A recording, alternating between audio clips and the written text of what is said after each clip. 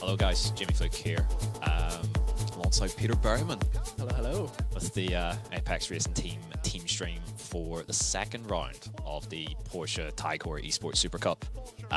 We go to Hockenheim this time, and something else that's probably a little bit different from last week is that we've got a fixed set, which is I think the very first time in the series history. Yeah, I think so. I can't remember a time ever having it, especially in such a big championship. Yeah, so definitely a first. I think we're seeing little snippets of it on the oval side of things last year.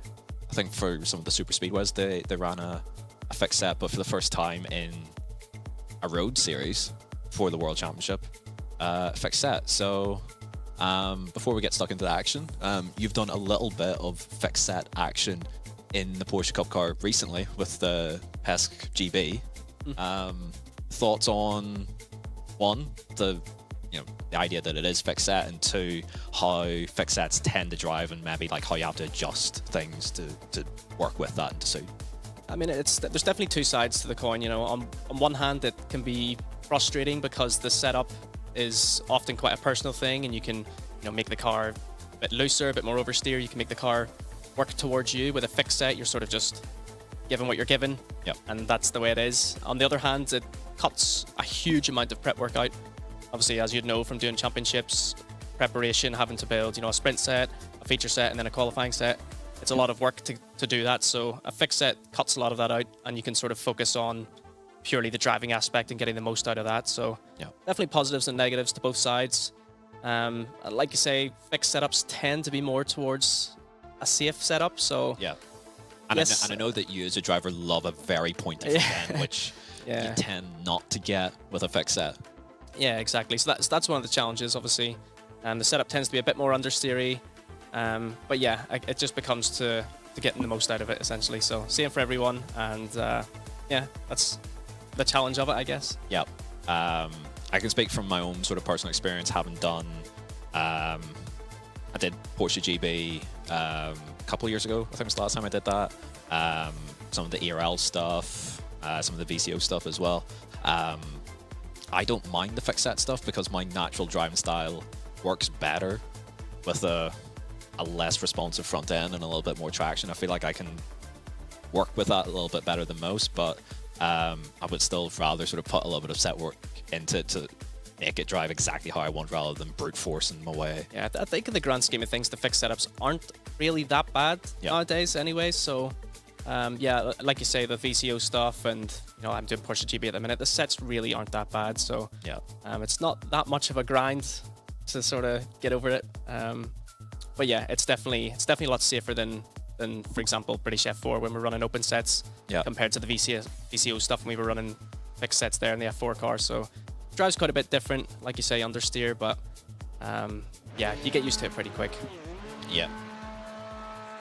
All right, so we're on board with Michael. Yeah, we're about to see some. Yeah, we're about to see some quality shots that we probably shouldn't be seeing, but yeah, here we are. See Michael whipping the wheel hard there in the bottom left corner. Yeah, I'd rather disguise Lee. I was trying to, I've been pleading at you to disguise this for the last like 10 minutes, but all good. How can Johnny drive with hat on? I think the real question is, how can most people drive without a hat? Yeah, that's the true question. After saying it right. Yeah, Michael's built different. Yeah. He's from Laguna Nigel, which is just it's just the funniest town name ever. So obviously he wears a trucker hat. He's got his lucky socks on today. He's got his lucky socks on. He's got his lucky socks. And he said on the stream last week, he's guaranteed pole position and sprint race win. Okay. It's gonna happen. It's gonna happen. I mean, he's got it in him. He does have it in him. He's got it in him. Today's the day. Fixed setup. Same for everyone. Yep. Yeah. He's got the trucker hat. He's got his lucky socks. Yeah, I don't think he'll be stopped. I think he's got this in the bag. Be interesting, yeah. It'd be amazing if he does. Absolutely amazing for what would be a second round in this championship. Obviously, Luke won last week in the sprint, so we've got some for him. Yeah, I can't believe how much Luke downplayed that. Yeah, I think that's probably the first person to just come straight into the series and win the sprint, especially at the track he did it at and the way he did it. Yeah. And talking afterwards, we sort of tried to big up. Like, that's an insane achievement. and he didn't really seem to care. So yeah, it was just another day for him. To be fair, getting Luke excited over anything, he's probably more excited about the Macas that he got like last night than he was about the win last week. So on we go to the start of the qualifying lap, and we'll see how this goes for him. The key thing here is turn 1. Like, he has to get this pretty much spot on. Yeah, the off track and the outside is going to be... That looked pretty good. Looked on the limit. I'm sure he's all right. On the limit, but I think it was okay. Then down into turn 2.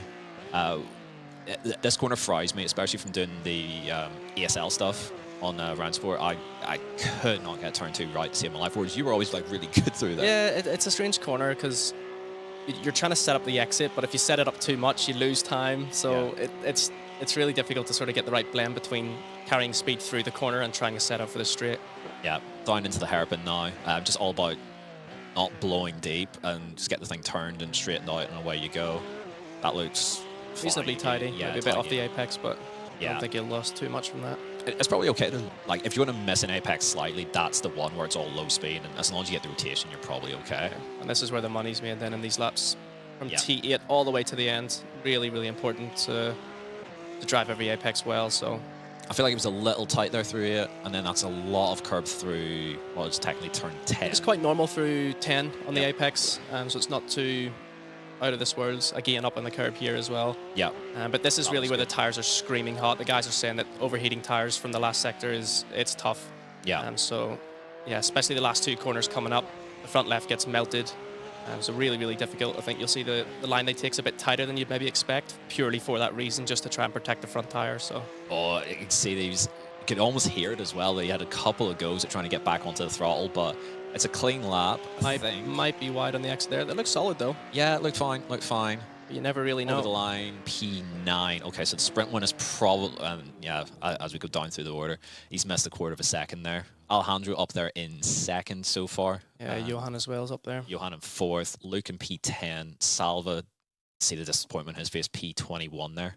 Lee, just a quick one. We've lost Twitch and YouTube chat on our screen here. If we can grab that again, especially if guys are asking questions and we sort of lean into it a little bit. Straight away, you can see the challenges of these type of series, though, is that lap looked pretty solid, and it's near 3/10 off, and 3/10, if you think about it, it's not a massive amount of time. It isn't crazy, but in a fixed setup or in these championships, 3/10 is an age. Yeah, true. So when there's so few variables, like if you, it's sort of how the iRacing is at the minute, and how the big championships go is that, as maybe negative as it is to say, like, the driving is such a small part of what actually matters on these laps.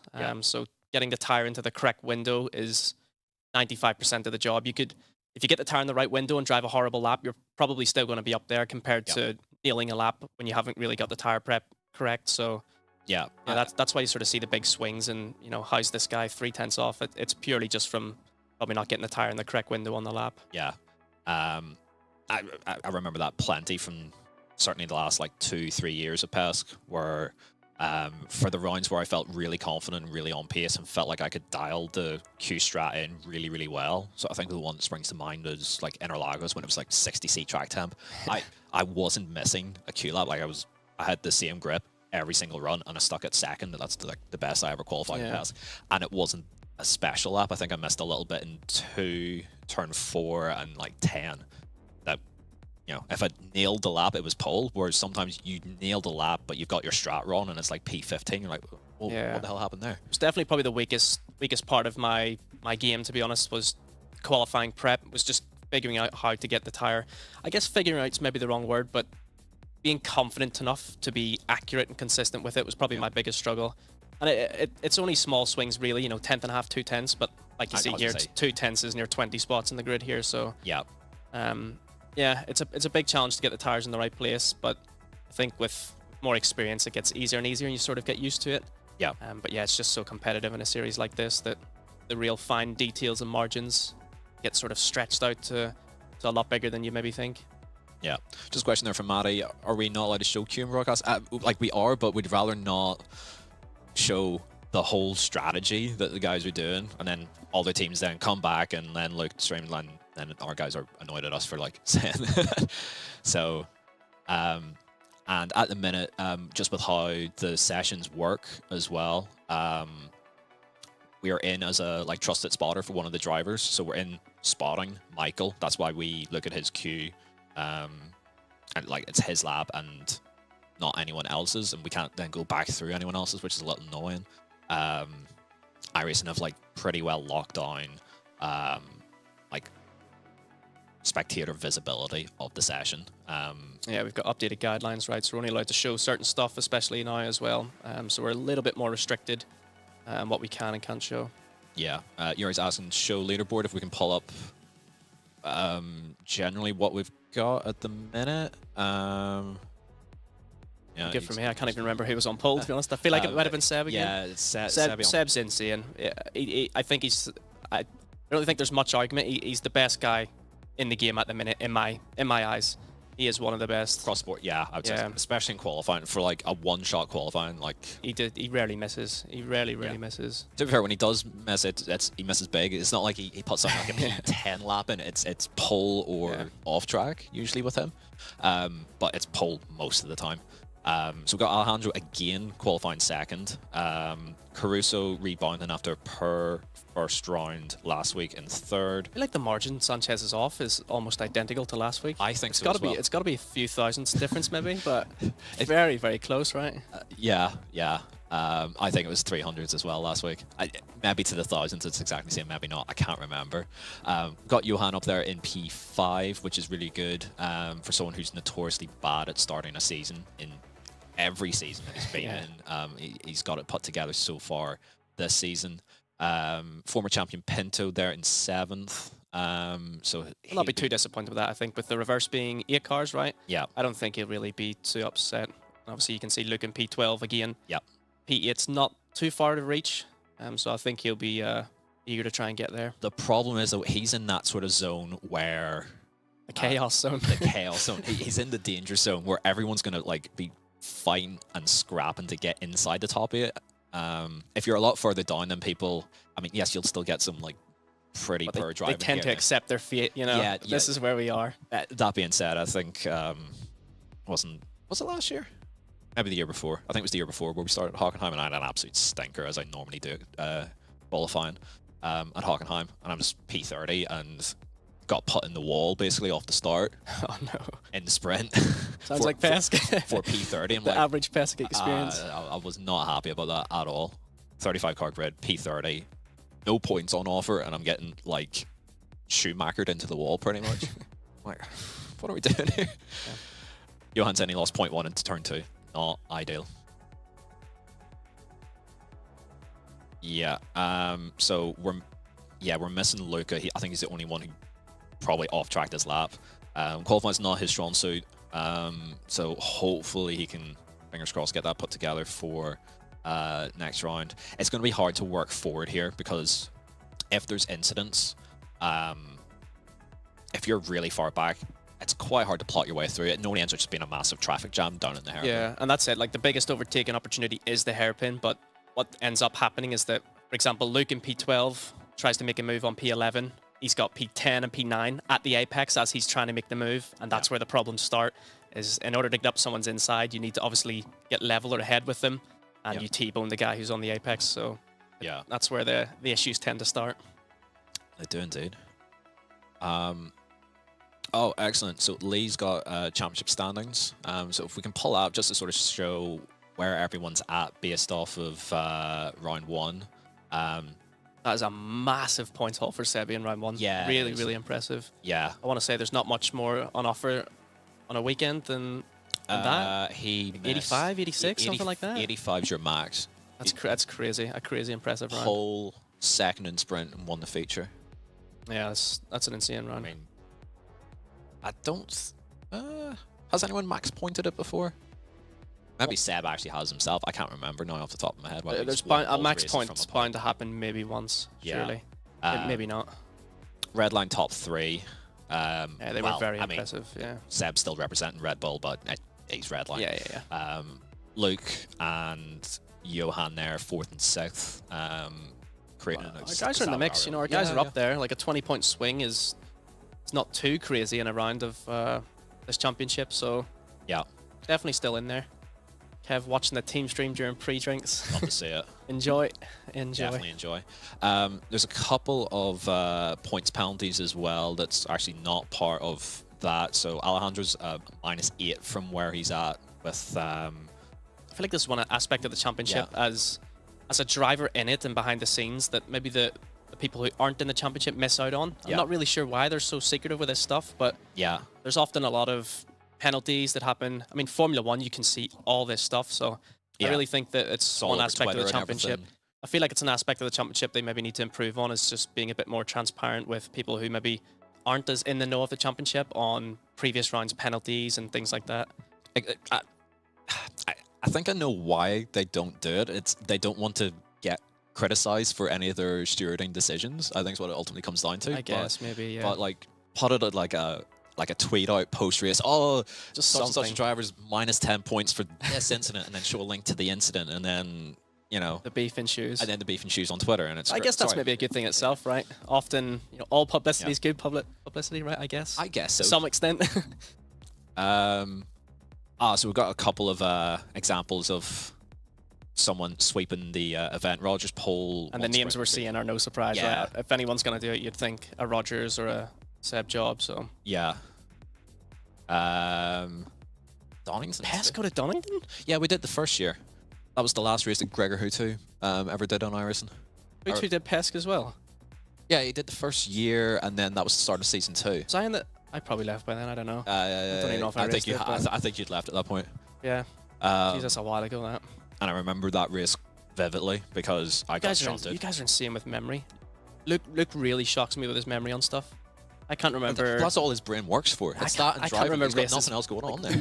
A few months have passed and I've already forgotten about stuff, and Luke will remember very detailed, specific stuff. It's impressive. Like, I still vividly remember that race where we locked out the front row at Monza.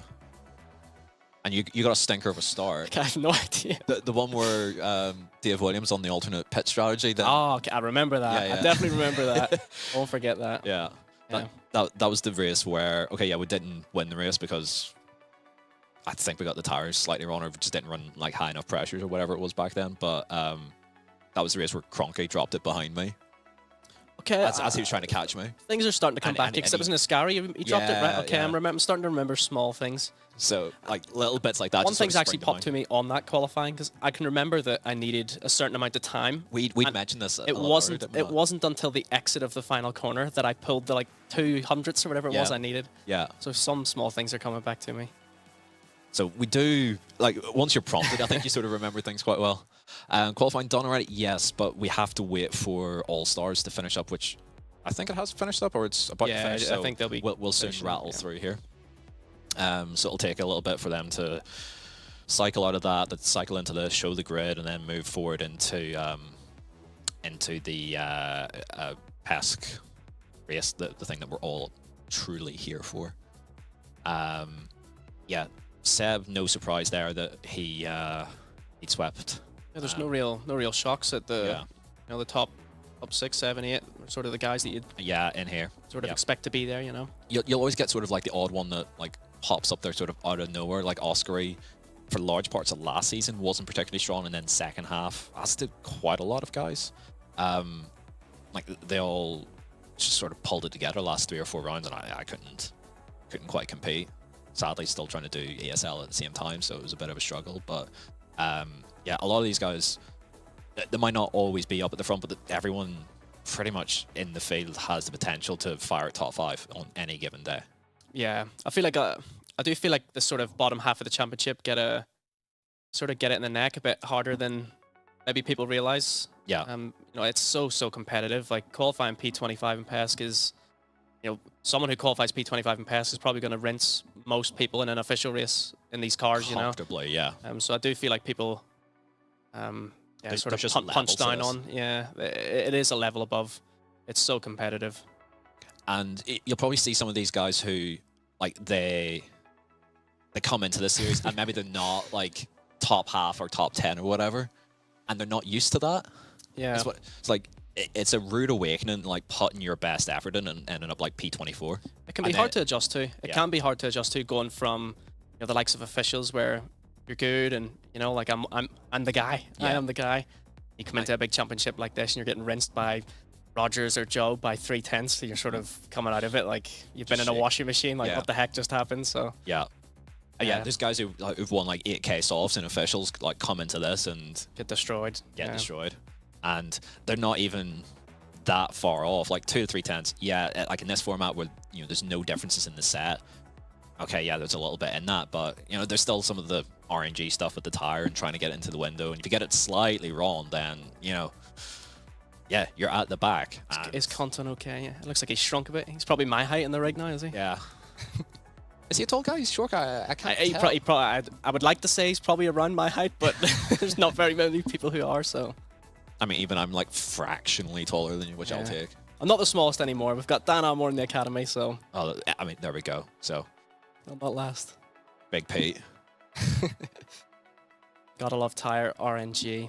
Yeah, it's tough. It's tough to manage. That's the frustrating thing. And that's kind of why I sort of enjoyed the ESL stuff last year, because there wasn't that in qualifying. Like what you had on your Q lap every time was what you had. You just show up and you just drive. Yeah. With this, with all the tire prep and stuff, to then get it slightly wrong, like you put 20, 30, 40 hours into, put a weave in 2 kph too quick, and that's it. Like, and even having that small doubt in your mind, am I going to have the grip that I'm expecting? Like, that can be enough to throw you off completely. So. Yeah, I mean, that was me all of last season because I couldn't get it consistently.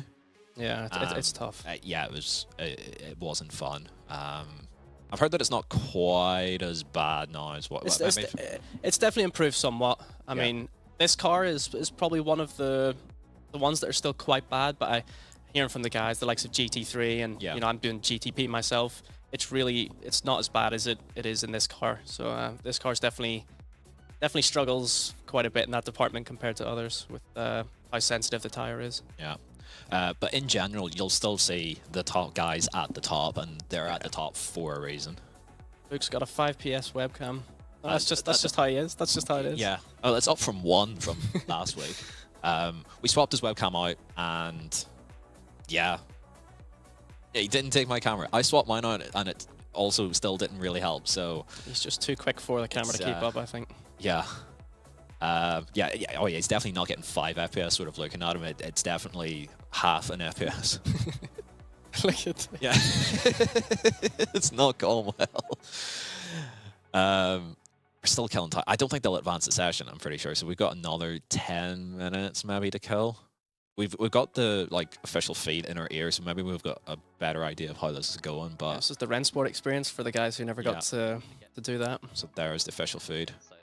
I don't know if you guys can also hear Sebby's interview. Okay, all right. So you guys can hear what we can hear as well. His camera's struggling. Yeah, too. his camera's struggling. We're all struggling for FPS. Yeah. So I'm gonna try and keep talking over the top of him because I don't want him promoted on this stream. I'm kidding. It's fine. Yes, I have new glasses. It does. Yes. You can see in slightly better quality now. You can see in colors now. Yeah, and they're bigger as well. I don't know why I went for bigger, but yeah. It's perfect for... Life is so vibrant now. Everything's changed. Like if you do the Indy 500 this year, which is now back on iRacing, like you'll be able to see draft. I can see air. You can see air. I've got new e-glasses. New e-glasses, I like that. Man has a perfect understanding of aerodynamics now. We are these glasses. If there's car in iRacing 4 fix, this one is it. Yeah. No? Thoughts, Pete? I don't know. I think there's other cars that are pretty good. F4 fixed. It's pretty good car. I think this just is. If anyone said like you'd one car to pick to race for a championship for the rest of the time, I think Porsche Cup's probably going to be a high favorite, right? Yeah. Even in the real world as well. So. Yeah. BMW hypercar fixed. That sounds painful. Very painful. That sounds like inside front lockup to me. Yeah, that sounds doesn't sound like fun to me. That's for sure. That sounds like running wide at every hairpin to me. LMP2 clear of everything. We did a bit of that. What was it? The Pro Sim thing, like 2 years ago. Yeah, it was. LMP2 is a good car. Yeah, I quite like it as well. I do think people overhype it. It's a fun car, but I don't know. Is it that good, really? Is it really that good? I think anything's good if you're quick in it. Like, we had a good time in the LMP2, so we're going to love it. So yeah. To be fair, I enjoyed yeah. driving it, whereas I increasingly dislike the Porsche Cup with every iteration of that. Like, when the old car initially came out in iRacing, I thought it was unbelievable. Outside of, like, the fact that your max brake pressure was, like, 65-70%. Outside of that, like, tire was great, handled great. You could slide the car around a little bit, and then it just made it worse and worse and worse. Then the new car came out and it was better, and then it went pretty much the same way as well. It's like, to the point where it's like, I hate driving this. I hate every second of driving it. Compared to GT3's, LMP2 is giga. I agree. I mean, put the GT3 up against most things, and it's going to look better than the GT3. The GT3s are such a... Like, it's just the tire. I would love ultimately. to enjoy GT3s, but they are trash. Like, they are really bad. There's no other way to put it. The GT3s are not good. I'm not a fan. Cleo above all. All right, we're on to the grid. So we're going to get onboard shots. Danny's got the spot on. Spot that in the chat. Spec Racer Ford. Yeah, hypercar. That's a disgusting statement. It's Has brilliant. a bathtub with tires on it. Still better than a GT3. But probably, yeah. So we're finally gridding. Let's see everybody funnel into T1 and let the carnage Yeah. you. We're only allowed to show our cars on board now because someone didn't like it last week. So blame somebody from someone yeah. iRacing and or Porsche. It's not our fault. So we're going to go on board with Johan, I think, at the start. I guess we'll be flipping between things and different camera angles so we can see as much of the action as possible. But yeah, we'll try and keep things. Yeah. Hopefully we can see Alejandro take the lead into. Yeah, fingers crossed the other guys are pointing the correct way as well. Are these the first few corners? Are these commentators the Coors tribute band? No, I don't think so, mate. I can't sing Pete. Certainly can't I don't sing. even know who the cores are, so. Oh, they're Irish band. Oh, are they? Yeah, pretty sure. Well, that makes me look even worse, I guess. I'm not a music person, so. Down south, not up north. So. Okay, fair enough. We'll let it slide. First 992 is goated. I agree. I enjoyed it when it initially came out, but I think that was also because like the 991 was in such a bad state at the end. Because I remember, I think you were driving it, trying to qualify back in for pass. Yeah, that was probably the worst car I've driven. dreadful. I don't think I've driven something worse than that was at the end. Yeah. The three-wheel masterclass that car was. Oh yeah, you were just tripoding everywhere. It was horrible. All right, party time. Sprint race, Hockenheim for the second round of PESC. Let's go. Decent start for Johan and Alejandro there, and I'll try and keep an eye on the timing as well, so that everything hopefully goes to plan for our guys and there's no big incidents. Oh, not going to plan. I didn't catch that. What happened? I'm not quite sure. I know Alejandro obviously had the slide, but I don't know if it was landing off the curb or if he got a touch. I'm not too sure. Not sure either. For sure it won't be good for his tyres. So he's down to P7 just off the start there, which might be a blessing in disguise if he can hold on to that, but he's in the danger zone of guys looking to make moves and work their way forward. Luca up 1, Quentin still where he is, Michael still where he is. Johan obviously up 1, and here we go. Is that up the inside? That is nasty. Oh my god, that's Oscar Arena up 2, I believe. Good heads-up driving from everyone at the hairpin there. Yeah, there's a lot of activity further back. Lots of activity further back. Mazejewski's round. Thompson as well with an issue. Oh my word. Boy. Not good. Look up to P8. Re-wide. Still holding on. Oh boy, bit of contact. Hopefully not a slowdown. All good. All right. Side angle here. Oh no! Oh, he's held it. Oh, the car took. Oh, the carnage behind. What a tank this car is. Took it all. We get on board Michael, I guess. See where he's at. Michael's up 5. So the sprint win might still be on from. Well, probably not, but. He's working his way forward. If he gains 5 spots every lap, he's got this race in the bag. So a huge aspect of the sprint, obviously, is the off-tracks we'll see guys in T1 extending. It will extend the every T1 lap, every hugely. Because we got 17 still, I'm pretty sure. Yeah, I believe we've so. got 9 laps. Oh, That is a huge send. that is a huge sound. As you can see, extending like that. So Yeah. it's definitely an aspect of the race to manage. So that's Luca. Luca's still up 7 despite getting dive-bombed there like crazy. Hairpin seemed to be the cleanest part of this lap somehow, yeah. I don't think Alejandro will be too upset about going backwards again.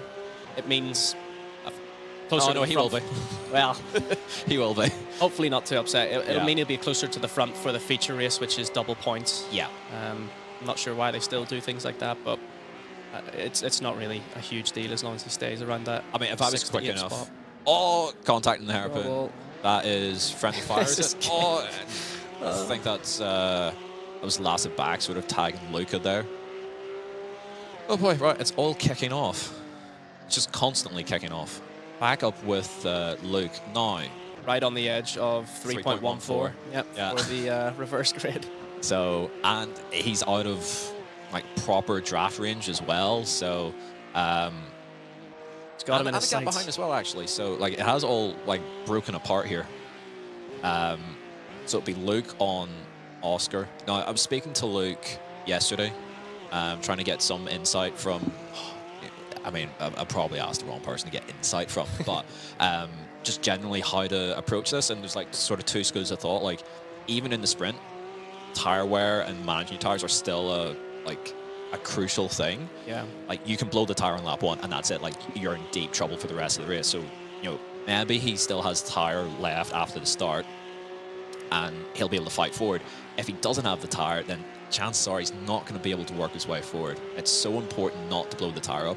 I'm wondering as well if Alejandro's like slide off the start is actually really hard. I'd heard him, yeah. And that's the hard thing is, firstly, getting the tire is difficult, but then trying to overtake someone or defend from someone whilst keeping the tire at the same time, that's the big challenge of these races. It's very, very easy to cook your tire defending or trying to get past someone. So trying to manage when to fully commit to it, because the half moves are what really, that really hurts you quite a lot. Yeah. Seb is gone, 1.2 clear up front. So, yeah, GG's to him, I guess. Yeah, hopefully we'll see that close down. The Hopefully. slipstream is massive in these cars, so I think it goes back to 2 seconds, and it's quite strong. So Yeah. hopefully the guys can close the gap down. Still a fair way to go. Oscar, well, it's 3.14 is the youngest this year. Pretty sure he is, yeah. I think he's 15, which is scary. Like, I'm Very impressive then, given his speed at the age of 15. yeah, like I'm nearly double his age, which is. I'm getting too old for this now. A little bit. Everything's still sort of status quo at the minute. Not much has changed. 4th, 6th, 9th, 15th, and then sadly I think they saw the guys around the P25 spot. 22 for Quentin, 24th Salva, 25th for Luca. Luca's lost a couple of spots there down at the hairpin. So we can breathe now a little bit. The race sort of then ends up usually in a little bit of a lull, unless it's a track like Monza or Daytona. Again, we see the off tracks there. There's no real punishment for just extending, as long as you don't get the slowdown, which you have to go quite far wide to get that. On board now with the smartest man in the world, Luke McKeown. The only real negative to the off track in T1 is just that you leave yourself vulnerable for like a 0x to 4x. Yeah. That's the game you're playing, or the rope you're trying to sort of walk along. So you gain 2/10 by extending, which is helpful for overtaking or defending, but Yeah. a 4x could put you in the bin if not careful. Sorry, just gone quiet. I'm just trying to read standings. Oh, issues for Nielsen dropping, was it? Nielsen and Lombardi, I think. So Michael's up 2.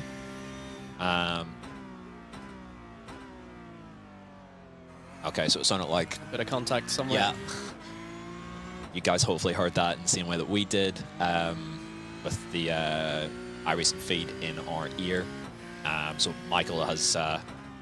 okay, maybe not. Okay, so we can hear the feed in our ear at all times whenever we pull up the iRacing feed. You guys will hear it as well. But yeah, Lombardi and Nielsen had contact. Mike was able to profit, gain 2 spots. He is now up 7. So still tracking towards winning this race. Yeah, it's looking good. It's still looking positive. He's only 8.7 off of potentially the fastest driver in the world. I think he's got this in hand. Yeah, I think Seb's going to be the biggest killer of that dream, right? Yeah. Looks like he's still pulling away, so Yeah, he's gapped out. probably going to start to be a fight for second in this race, which should bring our guys, Johan and Sanchez and McKeown, obviously a bit further towards the front as they bunch up. To be fair, if I was in Zach's position or even Johan's position, I'm probably not doing an awful lot in third and fourth. Just take the reverse grid position and Yeah, just going to keep your nose be a clean. little bit further forward. The race is only 9 laps. For the sprint race, yes, and then the feature is double distance, which therefore 9 times 2 is 18. If my maths is Yeah, I right. believe so. Yeah. Salva does use very little FFB. Yeah, I believe so. That's not the worst thing. I think the fact that he races without gloves, Yeah. that should be a penalty, I think, if caught racing without I gloves. mean, That's he a lives in sin. Spain as well. It's warmer than it is here in the UK. Or That is it's- blasphemy. I disagree with that. All right, so we're getting something from the global feed. So that's Gustavo. That's somebody not wanting to accept that a car's overtaken them and paying the price for it. Yeah, but it's Gustavo and it's Dino. So Yeah, really, is anybody surprised? yeah, I'm not sure what he's doing there. Where's Via Latin standings? Just so we get another. Oh, we're back live. Sorry. Quinton is P22. He's up 5 from where he started. Yeah, that's a -10. Yeah, probably. At least a -5. We'll see how it goes. So yeah, we lost Oscar Arena, who'd qualified 8th, so he was in the danger zone and then got heavily wiped out. Didn't really catch exactly what happened to him, but it must have been down at the hairpin or a little bit later on. And we've lost Parker White as well, who had qualified down in 26th, so 28th still running. Probably 2/3 of the field with some sort of damage because that looked pretty hectic from top down. Huge scrap here for, and I think I'm correct in saying this, 0 points. Oh no, he's up the inside for 1 point. Let's go. Yes. Over 3 wide. What move? That was a 3 wide, yes. Love it. Love it. Huge move down the inside. There's going to be some beef here. That's a lot of cars heading to the hairpin. So. I love Quinton's face. He's just like, not bad. Well, he's in the danger zone here. He is in the danger zone. Oh, my word. No. See you, mate. Oh, dearie me. That's not gone well. Oy. Part of me wishes I was still in this series so that I could take advantage of stuff like that. Yeah, the problem for me is when I was in this series, I was the guy heading off to see the medic in the fence on the straight there. Yeah. So. Ambulance for Peter Berryman. Yep. You looked away. What was that? I think it was a question. red line car getting hooked on the straight and heading to the fence. No, it was. it? I think it was, but Lasted Back's also out of the race. So okay. yeah, Quinton's now up 7. So that's pretty good going. Got really excited there. I saw Michael on the standings. I'm like, oh, he's P8. He's P8. No, not quite. Not quite. He's getting there. He's working. He's working. He might be dropping back off the lead, but he's closing in our hearts. Indeed. Still in the mix. Is this race fixed or open? So this is the first fixed race ever in the Porsche Heuer Esports Supercup. The one thing I'll say on it as well is that I don't notice any difference right now between a fixed and an open race in this series. So no.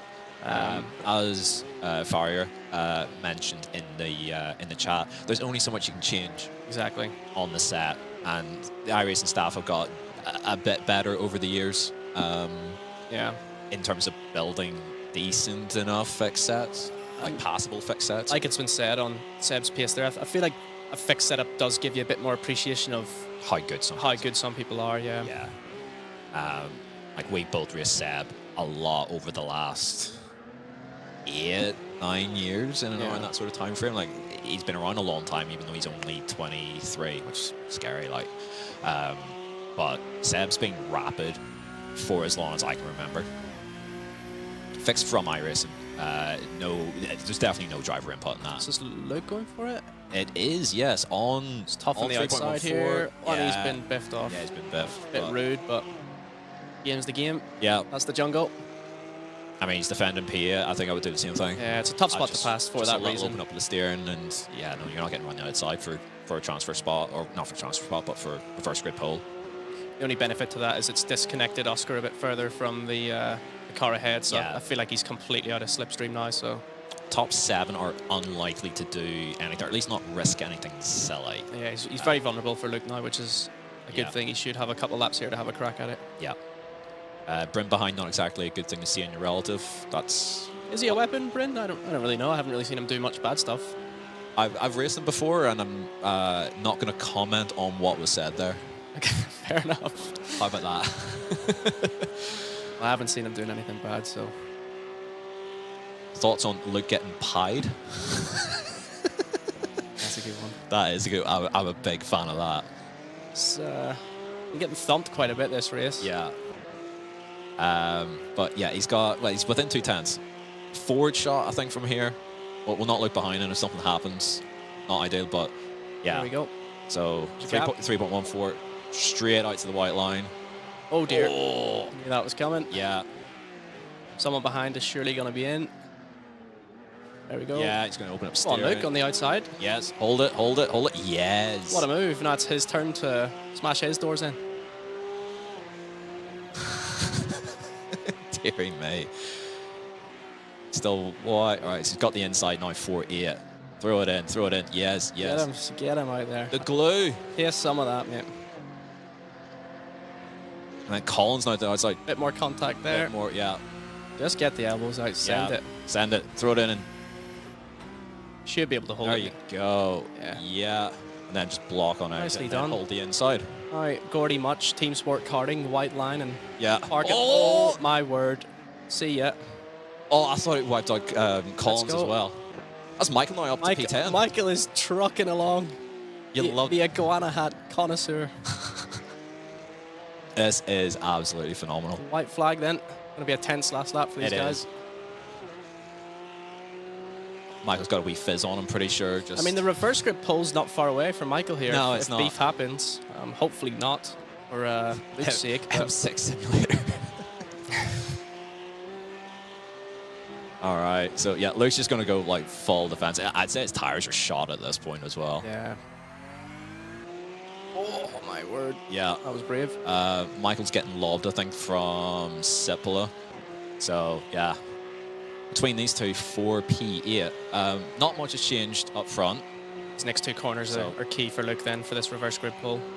If he can hold them off for these next two corners, he should be good coming to the last sector. Yeah, it still should be okay. Yeah. One more defense needed into 8 to 10, and then he should hold them off from there. Michael's lost another couple of spots there, sadly, so down to P12. Charlie trying But to we cut can back, I still think. just about see Luke holding on. Been a good race so far. Yeah, been a really good race. Sonon as well. It's got the move done on Michael, but Luke has hung on. He's got 310s on Collins, so that should be good for there. Should be good to go from there. So yeah, we've got 3 of our guys inside the top 8. Just got a couple of corners to negotiate. Yeah, jeez, what a race. It's gonna, yeah. He's trying to scare him. Yeah, it's just, I mean, that was never going to work on Luke. Nicely done. Nicely First done. grip pull. Yeah. It's a very good sprint from Michael as well. I believe he was P20 in qualifying, up to Yeah. P13. Yep. And then Luke Is it up the 13? inside. Is it 13? Yeah, he's got it. It is Keita. 13. Run to the line with Marciano no. from P24. That's unfortunate. Quentin was up 8 into 19th. So a couple of big gains there from the guys. Yeah, Salvo up 3 to 22nd. So yeah, forward movement on the whole. Just Alejandro lost a few spots off the start, but yeah, can't complain too much with First that. and third for the feature, where Yeah. all the big points are. Exactly. Did we see what happened to Alejandro? Like, it was a little bit of a wobble off the curb in T1. Either he lost it on his own coming off the T1 curb on the exit, or he got a bit of a touch from the car behind at the exit. Luca's already left the building. Didn't take him long to get out of his rig. Been busting to go to the toilet or something. Probably. What happened to Rene? Not sure. It must have been. He must have got caught up in the hairpin somewhere that we couldn't quite see. Yeah. So it was pretty hectic down there. I think it was a good race. Spicy fixed setup race at Hockenheim. Yeah. I think it lived up to what we expected. I mean, it looks like pretty much any regular iRacing official True. down at the hairpin there. There's the race results. Seb Job getting the job done. P1 there, 1.5 seconds over defending champion Jordan Crusoe, then Zach Campbell in third, and then our man Johan Harth in fourth, ahead of Cooper Webster, Alejandro Sanchez, Diego Pinto, and Luke McKeown running out top 8. You're going to say something there, Pete? It was just in the chat there. We did see Rene. Rene got hooked on the kink on the way to T8 and T7. That's what happened. Right. So I'm not sure. Probably some sort of like iRacing glue or something, but I do remember him getting fired off on to the left. Gotcha. I've lost the rest of the standings, but they went through there. Y'all can probably read. You don't need to read it all out. Better race for Caruso this time round. Yeah, for sure. I think he had a bit of a stinker in the first round, or was he in the mix? I can't really remember. He definitely wasn't at the front from what I remember. But highest he got was like P15 and then got left off. I mean, he's obviously one of the best in the business, so no surprise to see him bouncing back after round 1. He absolutely dominated the start of last season. So we're saying or what we said last week with Kev, nobody wins this championship from behind. It's always the front. Yeah. You start out front, and someone who gets off to a cracker for the first 2 rounds usually wins it. It's hard to catch, yeah. It's very hard because to catch. of the sprint race reversing to the feature for double points, it's very hard to gain because beat them in the first race, and then you have to beat them again. You have to overtake them basically to beat them in the next race for double points. So definitely a part of the championship that I don't necessarily agree with. I don't really think it's right. At least from my side, I think that the feature race should be based off the qualifying order. Yep. And they should reverse the sprint based off qualifying. I don't really think it's the right way to do things. It's basically the way that they do it in F2, F3. Yeah, the guy who gets pole gets punished, which to me is a bit backwards. So yeah, I think the double points in race 2 should be off the qualifying grid, in my opinion. So you get rewarded for being pole. Double points in race 2 is that. Yeah. I don't mind it with it being double the length of the double the length, double the points. It's all fair to me. It's just I just don't agree with. Should set that grid at least. Yeah, exactly. I just don't agree with how they go about getting the grid for the feature at the minute. Yeah. Yeah. I agree with that. Is there points for pole or something like that? Yes, there is. So top 5 get points. It's 10, 8, 6, 4, and 2. Yeah, I think sounds about right. For your top 5. So yes, there is incentive. Yeah, Kev there in the chat. Should be Q, race 1 of 18 laps, and then sprint. Or the other way around, but the Q, whatever happens, whether you have the sprint first or the feature after, it should just be the qualifying should set the feature regardless of what order they run it. But yeah, it's something they should fix in my opinion. I would probably actually have the sprint before the. Yeah, I think it works good. The feature finishes out the day. I think that's the good way to do it. That's where all the big points get handed out. Yeah. So I think that maybe works slightly better. Yeah, exactly, Kev. It's just a bit backwards that how the system is. I mean, if I was my strat, if I was ever quick enough, which it never worked out that way, was deliberately qualify pole, sandbag down to 8th, and then win the feature. Just keep it really simple. Yeah. But it never worked out that way. Who was it? Someone kind of did that. I think it was Dane. I want to say Dane at Montreal. Yeah. I don't know if it was on purpose or it just happened that he made a mistake and got a slowdown or something like that. He got a slowdown, ended up 8th after qualifying pole, and then easily won the feature. Yeah. And that scores enough. If you do that every week, you easily win the championship. It's not even close. Yeah, for sure.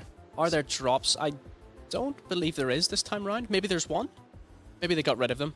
It's either one or none, and I can't remember which one, so that's not very helpful for your question, but...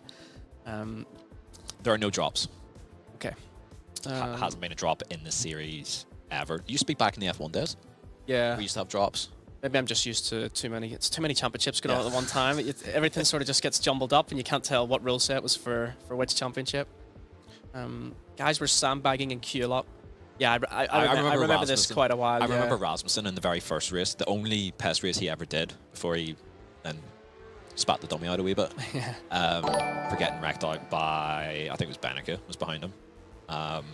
He hit the brakes over the line to make sure. I was just about to say, I feel like I can remember guys braking before the line to drop 2/10s and everything, which is just it's crazy that's how things need to be because of how the format is. The format was even worse back then. There was no points for qualifying.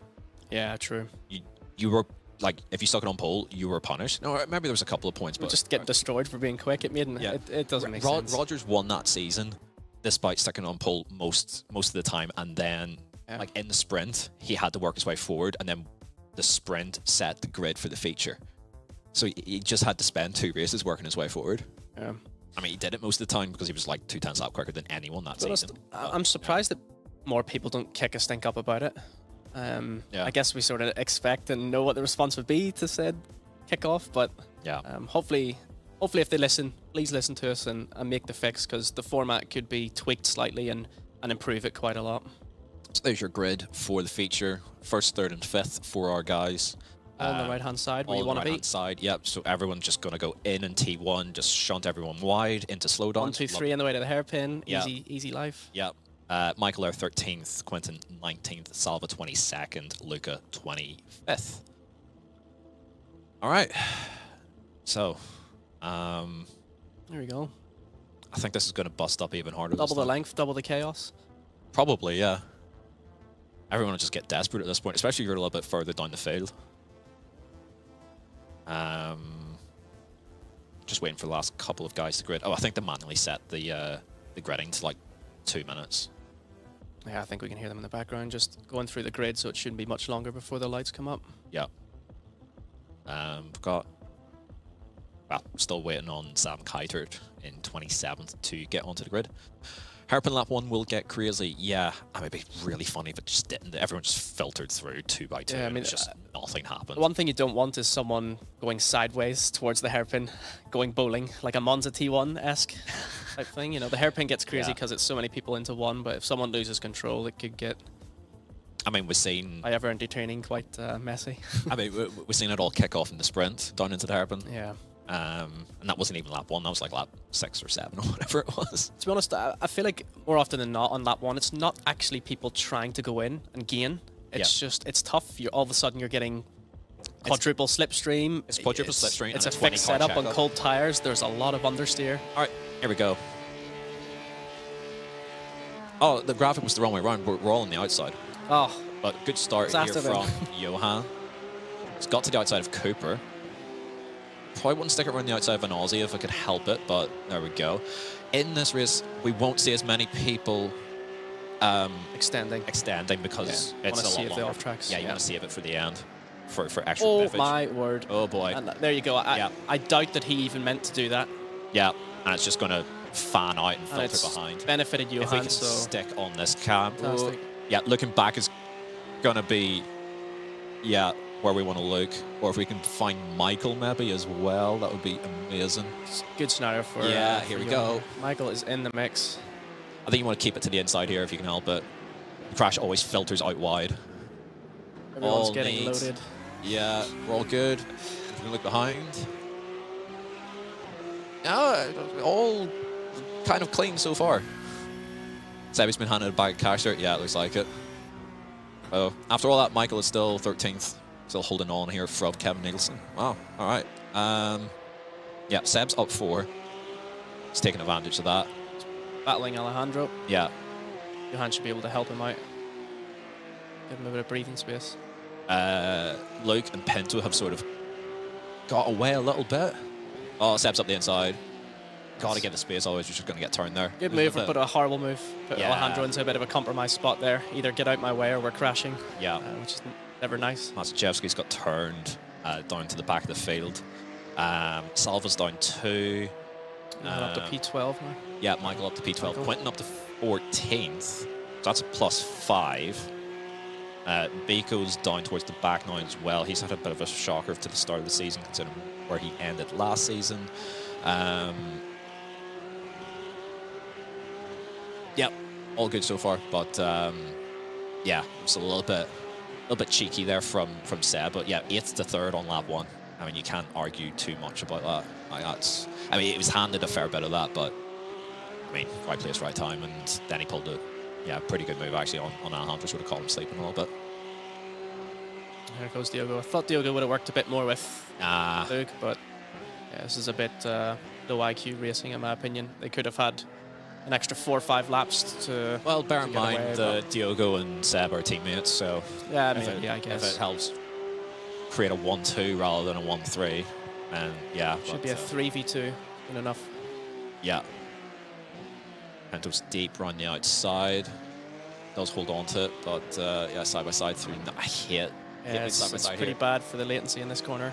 Yeah, he's held on to that really, really nicely. Like should clear him before the entry here. Just needs to be aggressive on the brakes. Yeah, and well held. Yeah, really nicely done. But that's brought everyone else back into the mix. It's not really what Luke was looking for.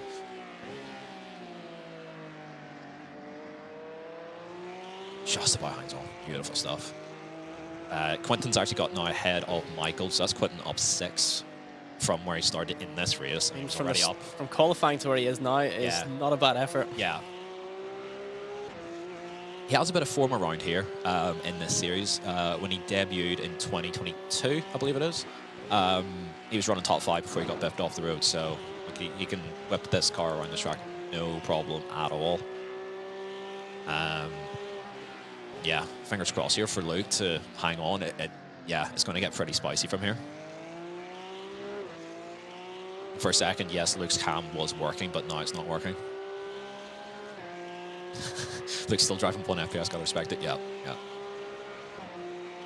So it should be an interesting dynamic. Obviously, Seb has the most to lose with his championship lead, so yeah, I don't know how much of a rush he'll want to be trying to go forward, but at the same time he's obviously got R2 guys behind him, which are forcing him to rush at the same time, so it puts him into a bit of an awkward spot.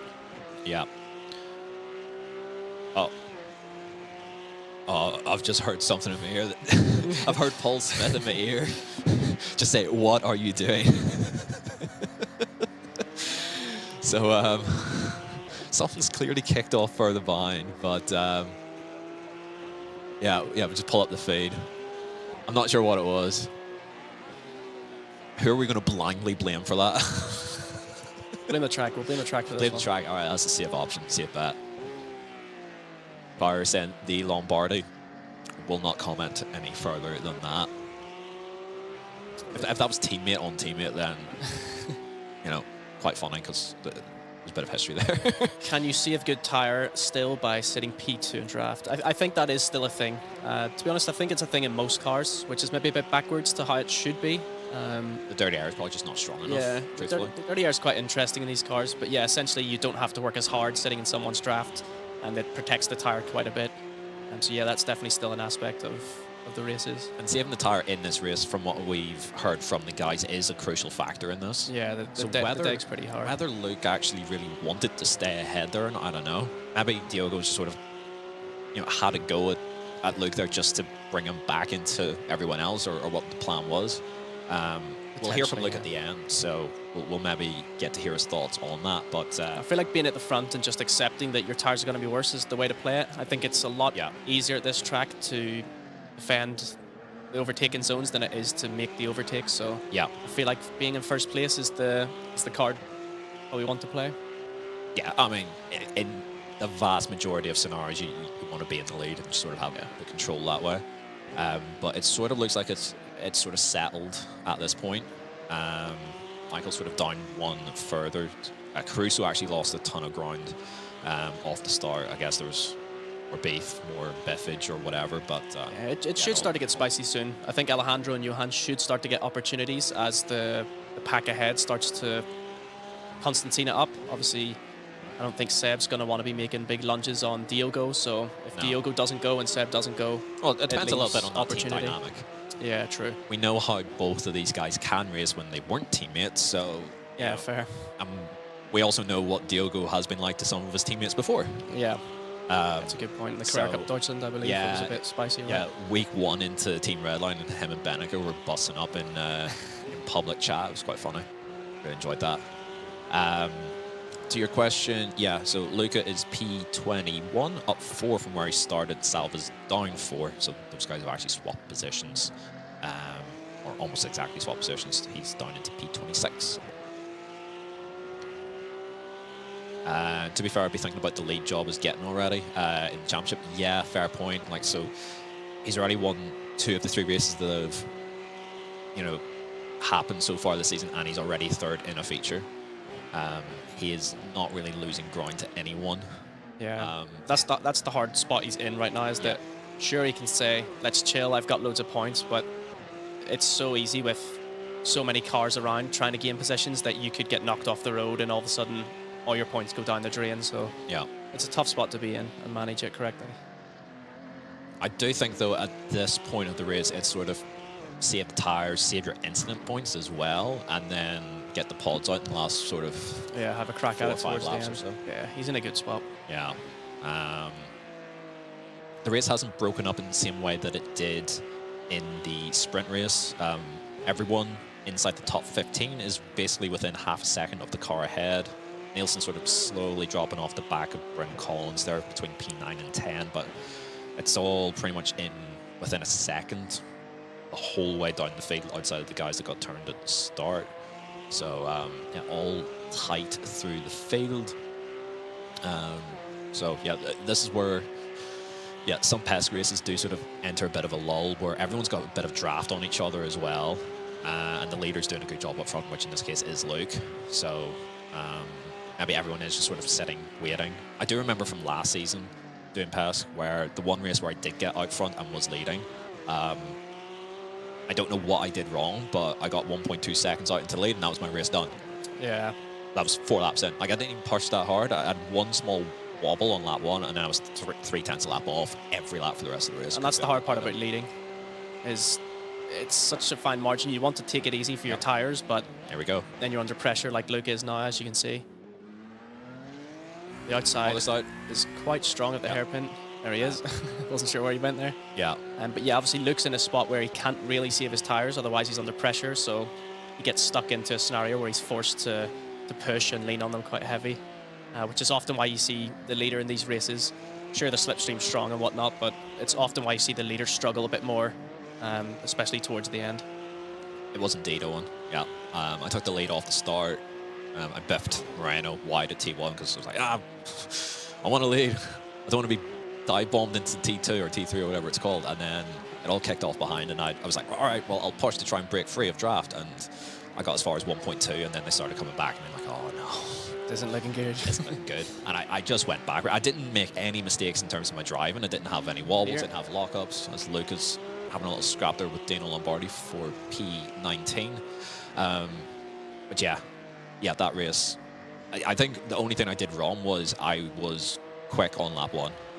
And then I had no tyres for the rest of the race. I didn't have a slide, or I had one small slide through turn 6. I remember it so clearly where I clipped the gravel on exit. I'm like, that might be a problem. And that's how sensitive the tyre is. That's how sensitive it is. It's And ridiculous. like by lap 10, 12, like I was like trying to leave the inside into T2, for, like guys who were dive-bombing me, so I could actually get a run off the corner, any sort of run off the corner, and they're still like turning, straightening, and getting the thing pinned and clearing me on exit. I'm like, what's going on here? Like, I can't get a run off the corner. It's such a helpless feeling once the tyres go. Yeah. Often there's nothing you can do to fix it. No. Once it goes, it's sort of... It's so hard That's to recover. it, you know, Or you're spending 90% of the rest of the race trying to recover it, so you're not getting wrecked in the last, like, 3 laps. Yeah. So, yeah, everything's still fairly static with the top, 15 guys or so here. Everyone's got a bit of draft on the car ahead. Essentially everyone outside of Diogo's can't really do anything. Car ahead has slipstream, and Diogo's had a that's couple of that. goes as well, but like not to the point where it's all kicked off yet. I think he's sort of measured. He's probably learned a little bit over the years. Diogo was an absolute weapon early doors. Had no patience whatsoever. He has got a lot better at it, and I think his racecraft now is generally really, really strong. Don't know if Diogo was actually trying or just testing the waters. I think he was probably more testing the waters. I think part of him maybe wanted to... I think it was maybe a bit of both. He was testing to see if he could get to the front and then maybe try and drive away. And also, it's putting Luke under pressure, and if Luke's under pressure, he's probably not going to be perfect at saving his tyres, or like he's always sort of looking over the shoulder to see, all right, is he going to make the move, sort of a thing. So if you keep throwing moves here and there, then is Thompson out? Yes, he is. For sure. Seeing the timing, they're down at P30 in the pits and under the race. Don't know what happened. Bad things. Bad things happened, probably. Or CSGO game was ready or something like that. Not sure. Oh, well, sorry, CS2. Sorry. That meme is dead. We have to move with the times. It's CS2 now. Back up front. all pretty static, all single file as well. I think guys could make moves if they wanted It's to. starting to get to that point now where if someone wants to make a move, the opportunity's there because they're all backing up. Yeah, it's like, all right, well, yeah, we can fire it down the inside. The problem is, if you do that, you're almost certainly going to hit someone if someone like 2 or 3 cars ahead doesn't see it coming. Yeah, it becomes like a bit of a kart race as well, where if you don't get the move made, you start to get freight trained. Yeah. So that's the difficulty. If it's not going to be a really high percentage move to make the overtake, Yeah. guys are often just not going to even attempt it Like, through fear of getting freight trained. So. Yeah, like if you make the move on the inside and then you just get like a weird like bounce off the curb and have no drive off, and the guy's going to get to your outside, and then you're on the outside for T8, and then if you're on the outside of T8, you're probably going to get biffed off, and then it starts snowballing from there. It snowballs from there. Like that's what this track can generate. So in a way, it generates really good racing, but also if everyone's really clued into what they're doing, it can be really static, like it is a bit of a right now. deadlock. Yeah. Yeah. But that's maybe the thing that the absolute top level sim racing. Yeah, it's a bit weird where like everyone's operating at such a high level that it almost ends up being a bit of a snoozer. Yeah, and that's it. I think people on the outside looking in think it's quite boring, but everyone's on the absolute limit. There's just not much you can do. Everyone's on the limit of the brakes, of the tire itself. And that's often why you see crashes happening when people go for moves, is that everyone is so on the absolute edge of braking that it's difficult to outbrake people. So, yeah. Becomes a bit of a snoozer, like you say. If you drop like any of the 30 guys in this race into a random Porsche Cup official and get them to start from the back, they will work their way to the front end of this race. Like, no problem. Oh, but looked a bit scary for a second there. Yeah. It's so tough for everyone in this position because it's all single file. Quentin's working his way forward though. If you're in the pack, I would say That's a door. Yeah, it's worth your while trying to generate, like, throw moves at guys to build some separation so that you can then have a go. You've got to sort of work people nearly out of place. Yeah, exactly. Sort of showing the nose in places to get them offline to sort of hold them back a bit. But it is a dangerous game to play because if they turn in and accept their fate, then penalty points are coming your way. So. Yeah. You sort of got to, like, if you know that you're not going to go for the move, like, half commit and know that you can actually still sort of back out of it and just cost you guys time, knowing that up front nothing's happening, and as long as you don't lose draft, you'll just, you know, if you get the move, then you can reach sort of back up to it. That's what I normally did when it is quite the like a 10th gap between everybody here. Yeah, and bear in mind, like, Luca's not at the head of this trade. It's actually Dino Lombardi, just ahead of Oscar 3.14. Half committal moves are so annoying. Yes, They are annoying, but sometimes the game, unfortunately. Yeah, sometimes, you know, like, they have the their full place. move. Yeah, they have the place. Like, if the full move isn't on, like, if you're going to like send someone, but they're like right up behind someone else as well. Well, if you send it, you're just creaming the guy that's already ahead. Yeah. So you've got to do this sort of annoying half move to try and there's half moves like having overlap through the corner, and then there's half moves where people sort of jam their nose in last second. Yeah, which that's is different. Yeah, it's a little bit different. But yes, half moves is more just getting side by side for a little bit. Oh, that is a bonk. That's not a half move. Well, that is opportunity to re-bonk him next corner. So as long as he doesn't get, but yeah, there's another bit of contact and backwards you go. Filter's back in line, so that's Michael down to P15. Very soft. Where's the elbows out? This man said he was going to win the sprint race. Yeah, I want to see carnage. I want to see people potting people. Likewise. All right, so is Luke going to win for a second consecutive week? Just past the halfway point. Yeah. It's such a weird thing because, like, we don't know whether he's like a sitting duck at this point and everyone's just waiting for like the right time, or whether he's actually got this under control. I have no clue. I have no idea whether he's like fine as is, or if he's sitting there like, I'm going to spot a baller here, lads. Yeah. I think Pinto's definitely, if he wants to go for the move, he's in range every time. Yeah. So I think it's more just... like, he's not falling back to like 0.4, 0.5. He is within 0.3 all the time. And again, that's another tough aspect as a leader in these races to manage, is you then sort of get into a rhythm of, well, he's not going for the move, so you just keep taking your normal line, and then you get surprised. Yeah. So that's the hard part to manage. And on the flip side of that, you think, well, I don't want to get surprised, and you defend clean air and just put yourself under pressure. So For example, here, he's easily in lob range, and Luke isn't defending it, so... and Pinto didn't go for it again. Yeah, it's really all on Pinto here for when he finally decides to fire his shot and have a crack at it. I wonder if Luke like has a tell or like can read how Diogo's driving, whether he's going to go for it or not. I don't know. Like in his position, like you got to be trying to look for something that indicates, all right, this is the lap that he's going to do it, or you can spot something, or maybe he's went wide in T1. Like if you notice, all right, he's 3.14, getting very close. He is indeed. Luke has done well. He's up 7. Yeah, that's a nice little sort of cover off the exit there, and moves on. And he's sort of the head of the train now. 1.4 back from Lombardi. Himself's 2.6 behind Stockbeck. On board now with Johan, who been very quiet at the back of this car for a while, I think. Yeah, it's been a quiet day for him. But inside the top 8 every time is always going to, like, as long as you qualify inside the top 8 and nothing terrible happens, then yeah, he's in good shape. As you can see, Leather's frantically trying to move the move the little. There we go. Oh, we're almost there. One more. Yes, we've done it. I think Johan couldn't ask for anything else. Yeah, like he's two races, or well, 2 rounds where he's just been chilling in and around the top 5. Maybe not chilling. He was leading at Daytona, and the red line train sort of swarmed him a bit, and there was only so much he could actually do, and he sort of had to cut his losses. Johan of a few years ago might have like tried to die on that hill a little bit, but he accepted his fate and bagged the really strong points anyway. As Salvo, I think there's getting Biff. Oh, so there we go. And I suspect what we were talking about is what happened is, Diogo finally decided that he wanted to have a crack, and Luke was maybe snoozing a little bit. Yeah, it looks like that's the case. If we can get back to a live shot just to see if he's hanging on. Oh, Pinto's wide. I don't know whether there's contact there or not, but it looked like contact, but I can't tell if it was Diogo turning early. Or we're going to have it looked like Luke. It looked like Luke made the apex, so I feel like it's a tough one to call. I think that's just Robin's racing. Yeah. From the camera angles we've obviously seen. And now Seb's up to 2nd. Yeah. There's not much in that, I don't think. Yeah, I don't think so either. If tram moves on the outside and things like that happen, it's kind of on you, I guess. That's the game you play, trying to make moves on the. I don't even know how much contact it was. It looked like he just kind of went a little bit deep.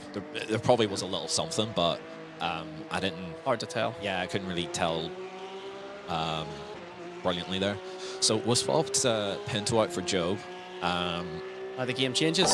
All of a sudden, a win's there for Sebi, and he goes from chilling out to. And also now the opportunity for the perfect event as well. Yeah, true. Pole and sprint race win, and he's up to 2nd now. I mean, we can say lucky, but you've just got to put yourself in the right place for if something happens, you're there to take the opportunity. So yeah, like you don't always get lucky like this. Yeah, you've just got to. I mean, if you qualify on pole and then win the sprint, I mean, if something happens, you've just got to be there for it. Yeah, exactly. So it'd be interesting to see sort of what tires Seb actually has, because he's been sitting chilling this pole race pretty much. Yeah, I think Alejandro and Johan are in a similar boat.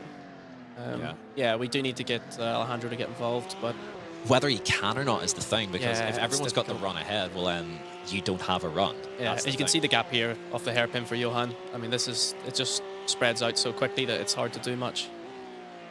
I think we need to wait and see if Seb and Luke have a bit of a battle before these guys get opportunities. Yeah, ultimately it's going to be Seb and Luke that help generate something. They dictate what's going to happen. Yeah.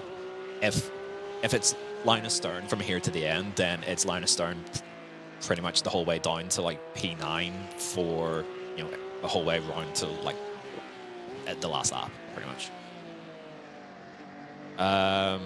Just completely disconnected from this being hosted by Porsche. Which car would you want to do this kind of series in? I think we sort of touched on this earlier. Like, this is, I know you're not really a tin top guy, but for the format, the series, it's a solid choice. It's probably the right car. I mean, if I'm giving a really honest answer, I don't really have much.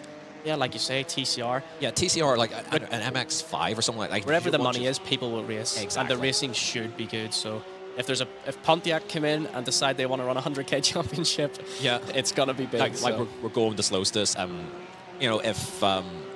John Deere come in with their little lawnmowers or whatever, and we have to race lawnmowers, I'm it. Like, sign me up. I'm straight there. I'm all for that. Mid to the back of the field looks like so much fun. No, it's not fun. It's super stressful because you're busting. Seb's not hanging about then. No, he's not. He's going for it. I wonder if... Oh, and that's the difficulty for Luke being on the outside. As you can see, his race is sort of in the guy on the inside's hands. Yeah. And a big door. There's not much you can do, really. I think he... Well, he go... Oh! He's loading him. And then he goes up the inside. Off. Yeah. That's what we were talking about getting freight trained. Yeah. Yeah, hard to tell whether Sebi parked it a bit there for that reason or not. Yeah, it's worked out well for the Red Line boys. All right. So now what? We're 3, 4, and 5 against the 1 and 2 of Red Line. Why didn't Alejandro try to split the Red Lines? I don't think he could have. And to be honest, it's not a team championship, so there's no reason to. As much as we want to sit here and say the team this, the team that, ultimately it's an individual's game. Yeah. So whether you want to admit it or not, you're right there for yourself, and Alejandro's doing what he needs to do to put himself in the best position. So it's just that's just the way it is. We'll see I if guess. Luke has the tires to fight back. That's sort of like That'll the be the concern key that here. we had. Yeah. And we'll see if Pinto will do anything on Job. Because obviously, like, Seb's going for the perfect round here after having a nearly perfect first round. Can't let him have too much of an advantage here. It's really impressive, whatever way you want to look at it. Oh, yeah. Really impressive. You can't look at it any other way, I don't think. Quentin is still +7 up in P12. Michael has got the spot back there on Stockback, up to 14th, down 1 from where he started. Luke is up 7, up to 18th. Missing 1. Salva had issues down into P28 now, so he's not going to score any points from this round, sadly. So now we wait. There is 3.5 laps left of this race. We'll see if anybody can do anything. I would... we'll see what Alejandro's got. But a bit of an awkward spot for Alejandro, I think, because if he has saved his stuff up, yeah, he wants to move forward.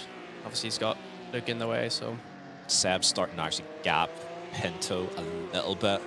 A gap, like, we've seen that the leader was not out of dive range, essentially. Yeah, out of dive range, yeah, for sure. I guess 0.4, 0.5 rather than 0.2, 0.3. Yeah, which is a huge difference in this series. So. Massive difference. Massive difference. Top 10 still separated by only 4.2 seconds, which is mad. Never driven these P-Cup cars. Do the tires suffer sitting so close to behind another car? Quite the opposite. The slipstream is stronger than the dirty air, so you don't need to push as hard. I guess we should maybe explain that a little bit for the guys who don't know. Yeah, yeah. The reason why the tire, or the reason it's more advantage to sit behind, is that the slipstream is so strong that you can underdrive the corners, and then the slipstream pulls you back to the car ahead. So essentially, you're underdriving every corner and using the slipstream to keep you close to them, and that's why it protects your tire compared to the guy out front. Big moves into the hairpin. Yeah, Quentin's getting wide. Might be able to hang on around the outside there. Looks like he doesn't have the tire, actually. There's Caruso working his way back through to P12. Yeah, it's quite an interesting sort of dynamic where, like, leading the race normally does not work in your favor in a race like this. We even see it in, like... What a move from Quentin if he holds that. Yeah, not quite. Just doesn't quite have the tire left. Not quite. But, like, GT3 officials, like, that's one that I sort of know quite well, where at a track like Monza, like, you can fuel save and then tire save, so... You know, that last lap where the lead guy has to pit because you've saved like an extra lap or two of fuel, and then you just gun it and clear him by like 1.5. Yeah. That's normally how it ends up working out. So it's maybe a little bit different now where the cold tire still sort of brings you back into the mix a little bit. But yeah, it's advantageous at a track where you can generally make moves to sit in line, save your stuff, and then attack later. Right, then 2 laps to go, so I think we'll see the guys like Luke, if they can, making their moves now, because it'll be Alejandro that's making a move, I think. It seems to be that way, doesn't it? So much quicker, I think, than Luke is. track or layout would you guys personally want to see in this series as a spectator? Good question. What we've got at the minute, I think, is great. As a driver, what we've got here isn't great. That's a good one. Maybe a Fuji. Fuji is good racing, right? With Fuji's the different fun. lines in the last sector, especially. I like it. All right, Never see Alejandro is Alejandro in. going for it. I think Luke has to just let Concede. Yeah, there's not much there's bobble on the curb. Yeah, And there's the exit. And this is what we were talking about. The guys are there for themselves, you know. And Yeah. it's just the way it is. Luke's obviously trying to hold on to a podium. yeah. Unfortunately, for anyone who's wanting beef at the front, I think that might be it. Yeah. Unless Diogo has a crack, but I don't think he's within range. Seb's just he's done too good. Coda was maybe my least favourite round of last season, even though we did quite well. That is a disgusting, I have to say, that's a terrible pick. disgusting suggestion. Yeah, I agree. Knock Hill is an abomination in iRacing. Real life, it looks really fun. In iRacing, it is an abomination. It is a horrible place to be. It's all right in a tin top, but not an open whaler. We did British F4 there. We've done British F4 there multiple years now. Yeah. And, well, I say we've done it. It's done us. Like, yeah. it's not a fun place to be if you can't get that chicane right. That's Caruso on Nielsen in the last sector there, so our guys might pick up a couple of scraps here at the end. But yeah, white flags in the air, 1 lap to go. It's looking like our guys are the only guys potentially making moves here. Yeah. For that third, fourth, fifth. Yeah. Gap's close out. Like Luke's there. He's still able to just about get there. I just think he's no rears. You can see it on the exit there. Yeah. Alejandro's probably thinking, what could have been. Like he's sitting there like with clearly more grip than everyone nearly around him. See Alejandro. Hopefully they don't come together. Yeah, hopefully not. I think Johan's just chilling P5. I think he's playing a different game here, just picking up solid points. Give a Formula E, extend it 2 laps. Yeah. Make something happen. Oh yeah, nobody fueled for it either. We had Mid-Ohio on the schedule in 2019. I enjoyed it because I really like driving the track, but yeah, for racing, it's just dreadful. Fun to drive Mid-Ohio, but Same the for Phillip Island, actually. racing be horrendous, I think. I like driving Phillip Island, but yeah, the racing, the racing could be all right, actually, there. Rogers pole at Barber. I remember my Q lap where I think I qualified 5th, and I was broadside through the fast chicane. Unfortunately, that's it for the front. Yeah, that's someone. Bit of smoke, but I think it might just be a bit of contact going wide, maybe. Might be. I think it was Campbell actually getting biffed. Could be wrong. Yeah. Very, not much action at the front, but very well driven from Sebi. I mean, hats off to him. That's an insane start to a season. Well deserved. Fortunate 3 for wins Luke. from 4 in a second. That's ridiculous. A bit unfortunate for Luke being the leader of the tree and having to work hard on his tyres. Obviously, he paid for it in the end once he got rate trained, but still, third's really, really strong. a really solid round for the guys. Big points should help them in the championship. Quentin worked his way up from like mid-20s or whatever. That's a up to really good P12. run. Horrible qualifying to the 12 at the end. Yeah. It's not too shabby. Luca picked up a few points at least from starting dead last in the sprint race, so that's at least something. But unfortunately, Salva comes away with absolutely nothing from this round. So a little bit of a mixed bag, but that's how the cookie crumbles sometimes. What series cars would you love to see as a big pay series? IndyCar? I think that's it has to be IndyCar. I think I don't want to go off on a massive tangent, but that series could be huge if they run it properly. Yeah, I agree. It could be huge. All right, so we'll at some point get the guys in for a quick chin wag, a little chat, see how the race went, a little bit of insight from their end that they can give us that we couldn't really see, from being out of the car and out of the driver's seat on this one. ISOWC was great a couple of years ago. Thoughts? I wasn't at all involved with that. Me neither. But I thought you were. Yeah, I wasn't involved, but I'm disappointed looking back on it that I probably should have. Yeah.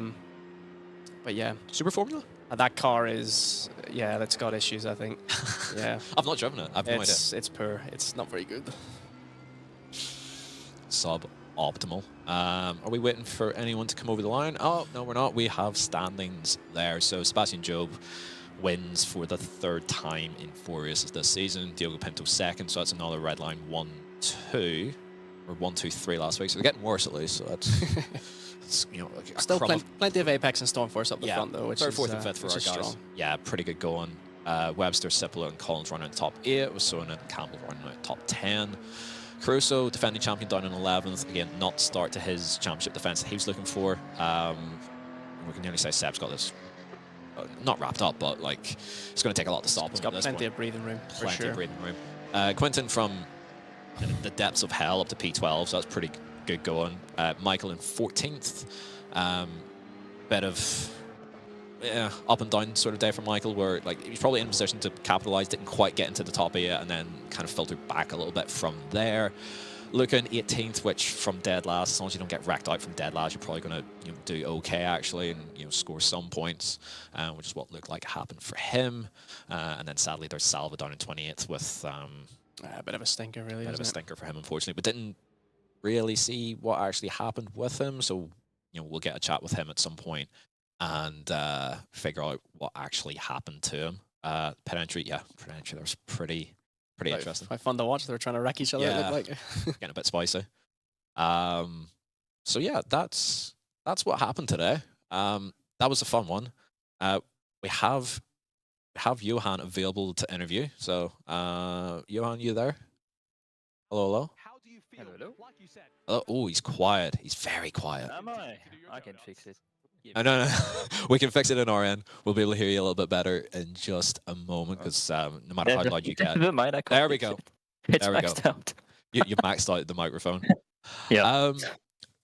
Solid day. Yeah. I feel Not like too bad. you were probably thinking maybe there's a little bit more to be had out of this, but again, it's Yeah. 2 top 5s, can't really be too disappointed. Talks through it. There was more, yeah, but again, you're into the. It's nice to have so many teammates up front, but again, you're into that awkward situation of what do I do? Do I lob him? Do I try to send the dummy down the inside? Nah, it wasn't worth it. Cooper was pretty chill behind me, so as long as he wasn't too close to me, there was no reason to go for it on Alex. Maybe at the start of the race, like the first lap when he had a little tangle with Sebi, I could have capitalized on it, but no, after that it was just right in line, wait for something to happen, and unfortunately nothing happened, so it was a bit of a boring race. Was it a case of saving tires the whole way and waiting for what happened or what could have happened at the end, or was there really not an awful lot in it, and the Redline guys just ended up just doing a really good job? Like, what sort of way from your position in the car did that look? Because it's so hard for us to tell, not actually in the race driving it. Was it, Luke hung out there to dry up front and not able really to do much about it, or it just sort of fell that way? You know it when you lead, you're fucked basically. When you lead in a race on iRacing, your tires are just way worse. So yeah, Luke did great, to be fair, to hang on to P1 for as long as he did. He did what, 13, 14 laps in the lead. Yeah, that was around 13. Pretty impressive on his end to be leading for that long.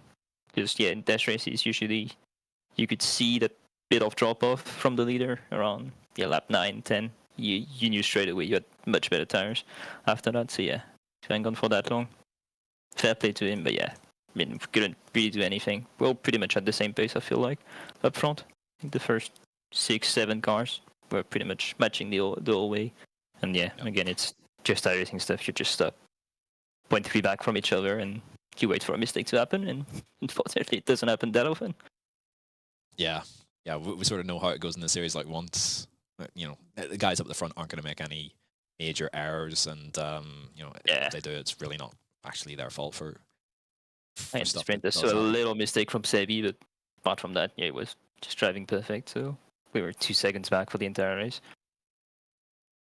Yeah, so that's 4 top 8s in a row now. Yeah, worst across the 4 races. result P6. It's not Yeah. too bad, I guess. Much better start to the It's champions. not like you. The last few years. Yeah, it's not like you, considering your usual form in this series. Yeah. Where you start slow and then start to pull the finger out a little bit. Not sure exactly where that leaves you in terms of points, but strong start to the season. Where's the next round? Around the top 5, it is Le Mans. It's Le Mans next week. Oh boy, oh gosh, right, okay. Perfect. Yep. I've probably got a busy Saturday sat at this desk. We've got a DNLS on at the same time. Yeah, it will Or be not a same time, busy but weekend not in same general, day. probably. Yeah. Yeah. I'll need to set up camp here probably, I think, over the weekend. But yeah, we sort of know how Le Mans works. Is that fixed or open set? It's That's open why set I've this time. lost track. It's open set. Yeah.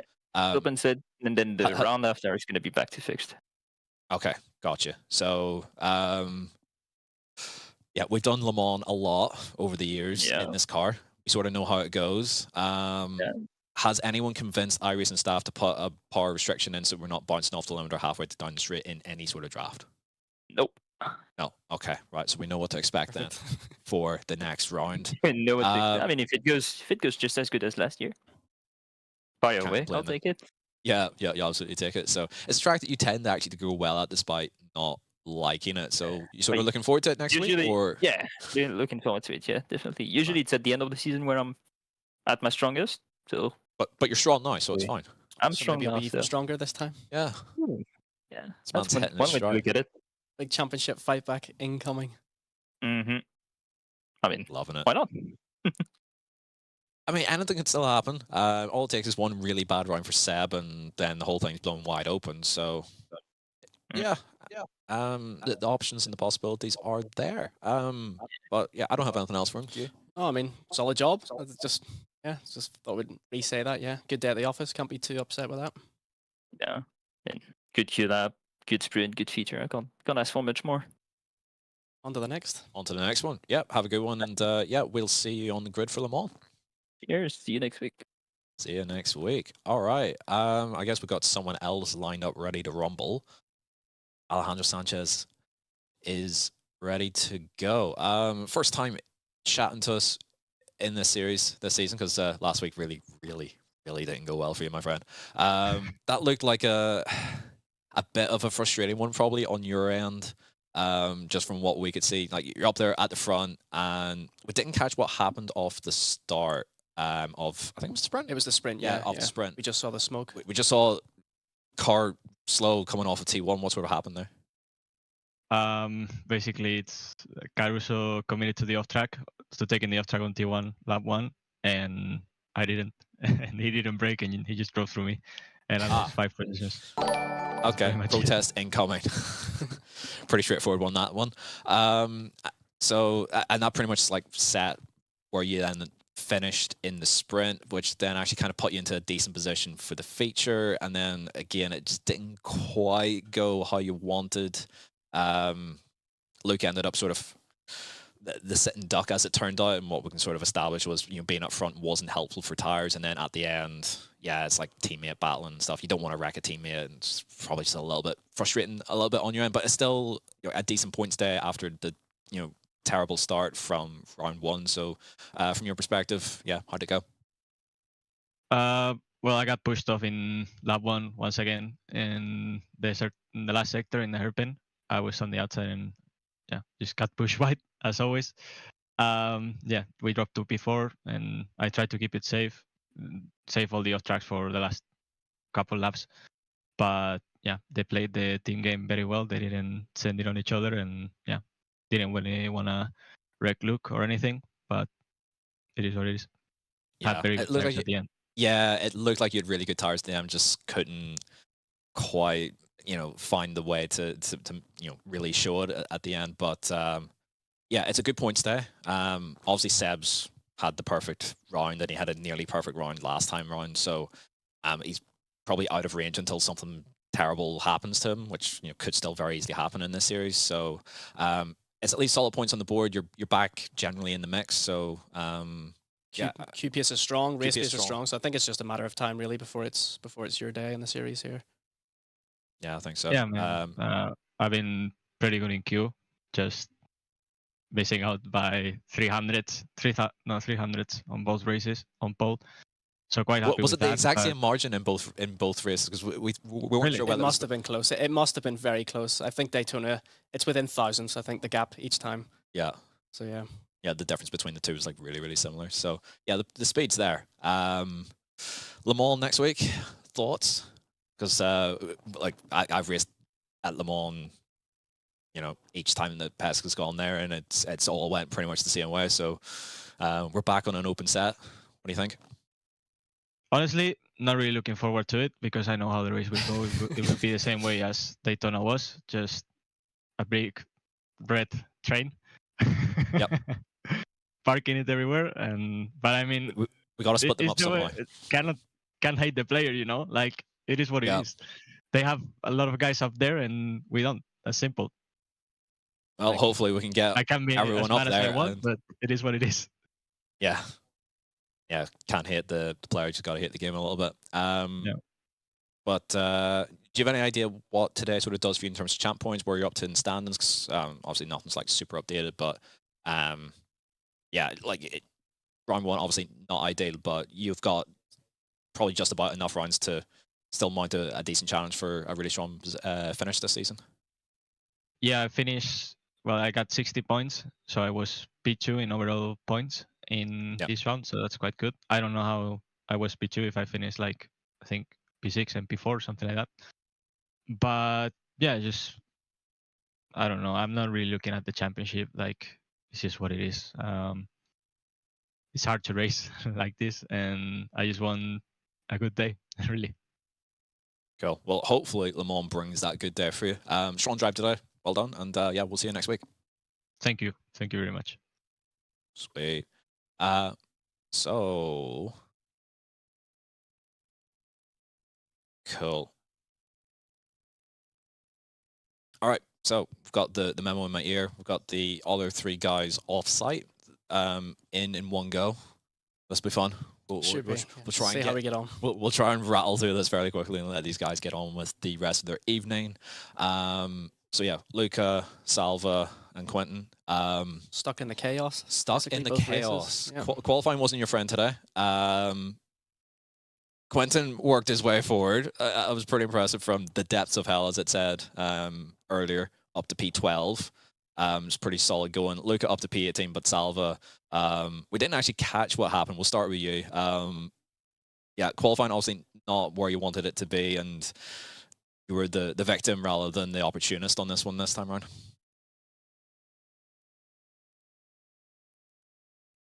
The first gear of T1 wrong, and I got to lift so much for avoiding the off track, and then I had the tires completely overheated for the rest of the lap. So yeah, it is what it is. Like obviously I was gonna start at the back after that, but I just tried to finish the lap, and it was really bad. Then I started, and I said, okay, let's see if we can overtake a few cars, try to manage the situation. The first lap was quite good, but then we reached the corner after the hairpin, and I got shunted completely. I think Simone went on the inside, took the line with no grip, and just loaded that into me, pushed me wide. I was last again, and I had to start again. So it was everything like that. We're taking a few positions, struggling so much because on these races, like I don't know, but at the back, everyone is super aggressive. I would say even more than on the front, because everyone is like trying to like they have nothing to lose, so they are just trying to overtake. And it was everything really, really aggressive, and I got like shunted a few times. So yeah, definitely not my day, but I don't know. I guess I should have qualified better. Yeah, if in doubt, should have qualified better. Even if you like start second, finish second, score Even if massive on points. pole, you should have qualified better. Yeah, even on pole, you should have qualified Yeah. better. So yeah, it was a tough one. At least you didn't qualify quite as bad as Luca. Luca, talk us through it.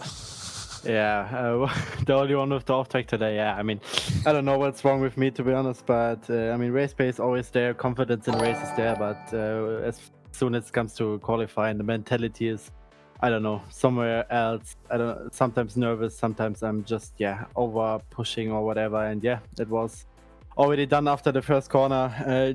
Actually, just a tiny bit, it was really close. The whole lap was good.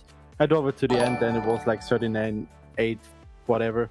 But yeah, it's just overdriving and mentality and nervous and all this stuff. But yeah, same as Sava, then driving from the back. It was just trying to make some firstly the carnage to first lap, but then it was like hoping for some carnage and just making overtakes. But yeah, problem was in first race that if you make overtakes and you have one guy defending, you get overtaken again. So yeah, it's really hard to get through. But yeah, second race was fine. First race was not that good. Quali was shit. So yeah, on to next round, I would say. On to the next one. But you still scored some points, which, if you start absolute dead last in the sprint to at least work your way forward to scoring, a handful of points in the feature, it's at least better than absolutely nothing. So, not the absolute worst in the world. And then we'll move quickly on to Quentin. Again, qualifying, not ideal, but you're able to sort of work your way really far forward from where you're at, especially at a track like this where so much can happen. There's a lot of beef. You're probably going to get caught up in little bits and pieces yourself, but you generally just kept moving forward, even though every time we looked at you, it was like 2-3 wide and car contact and someone getting fired off the road. It looked pretty hectic out there, but yeah, I think you did a good job of it. Yeah, talk us through it.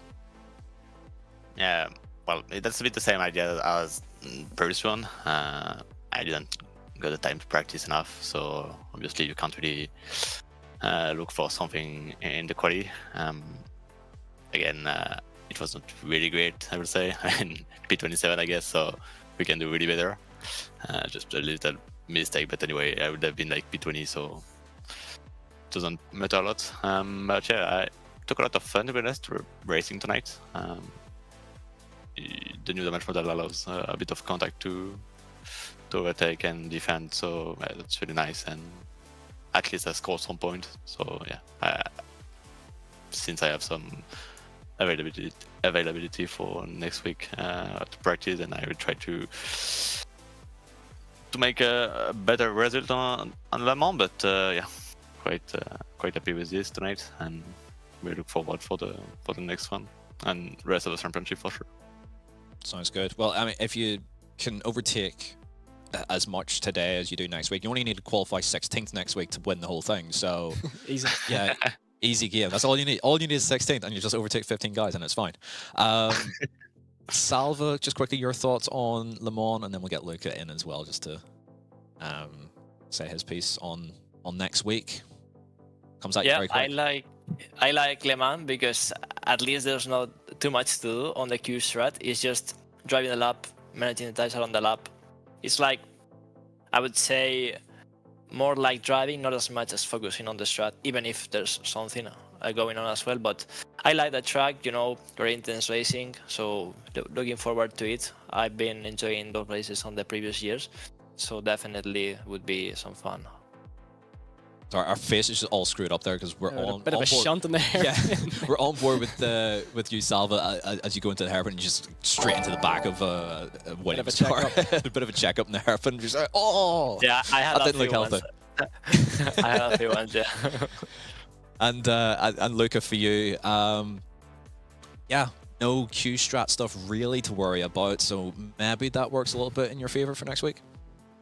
Yeah, maybe. I mean, it's not always the Q set. It's just as soon as you cross the finish line to go onto the lap where all the brain work stops. But yeah, I mean, I like the track. It's probably will be one of the best racings. Therefore, Nordschleife isn't there. So yeah, I'm hyped to put in a lot of hours this week and try to do at least there better than the first two races, and maybe top 10 is the goal for the next one. Sounds good. All right, we'll let you guys go, and yeah, best of luck for next week. Yeah, Thanks. Thank you. Thank you very much. Very good See night. you guys. Sweet. Cool. All right, so we've got the widest Apex liveried car in the world coming in. I'll mute that so that Luke can come in, and yeah, I'll ask all the questions. Let the man who operates still at a solid 1 frame per minute, basically, get himself settled in. And I'm gonna just move that slider nearly maxed out, just knowing what you're like. Hello. Luke McKeown.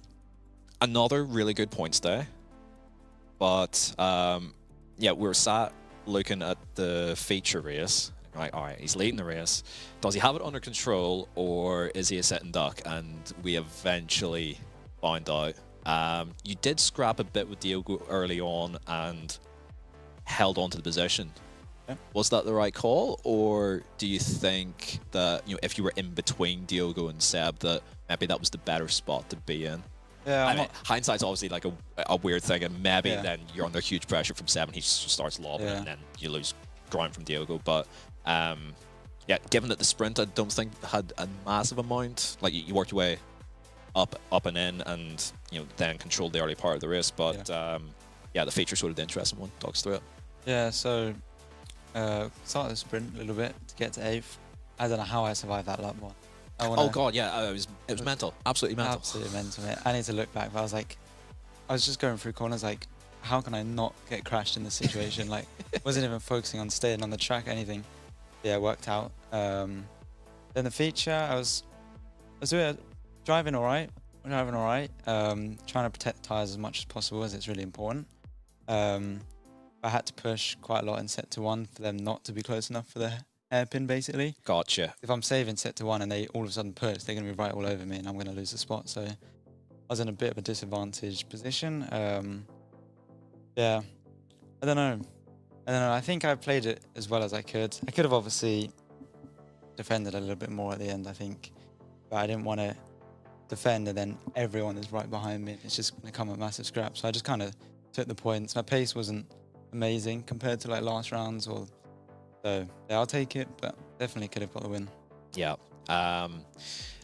We were saying this with Pete as well. It's such a horrible spot to be in where you don't want to defend fresh air, but you don't want to be just like left silly with someone just like nearly at any point Diogo could have like pulled the trigger and made the move, or at least he could have went for it, or at least shown the nose up the inside and made you start thinking. So there was a while that it was quite static and you weren't defending into the hairpin, and it was sort of single file and it was all okay. But did he sort of catch you by surprise when he made the move, or was it a case of he's got the run, I'm just not going to lose too much time with it? I didn't think from the gap that I thought he was behind that he'd be able to fully get really alongside on the brakes. He was both of them were very good on the brakes, which is I definitely needed to work on. But I basically I was expecting him to be able to go in, but I'd be easily defending on the outside basically. But yeah, didn't work out. Didn't work out, no. But as you say, solid points there, and you're a rookie in the series, so jumping in. Obviously, we know your ability, and you've raced at a top level for quite a while now. But happy enough with the first 2 rounds so far this season? Yeah, I don't think it could have gone much better, to be honest. I think provisionally like P3 in the standings. So yeah, pretty happy with that. We just got to keep momentum up, and hopefully finish the rest of the season like this. Sounds good. Yeah. Le Mans next week, back to an open set as well. I think that doesn't make as much of a difference here because what you have to do with the set is pretty straightforward. But thoughts on the car track combo? Because I think it's the first time that you'll be racing the car at the track. I don't think I've ever done a big race at Le Mans. This will be a first, basically. I'll look forward to it. Yeah. Enjoy getting about a quarter of the way down the Mulsanne and being off the limiter in top gear. I can enjoy that. Like, that's going to be really, really good fun. Yeah. Even from second, you'll be in the limiter, like, so. That sounds fun. That sounds fun. But yeah, confidence must be quite high going into the next round then. Yeah, I'm looking forward to it.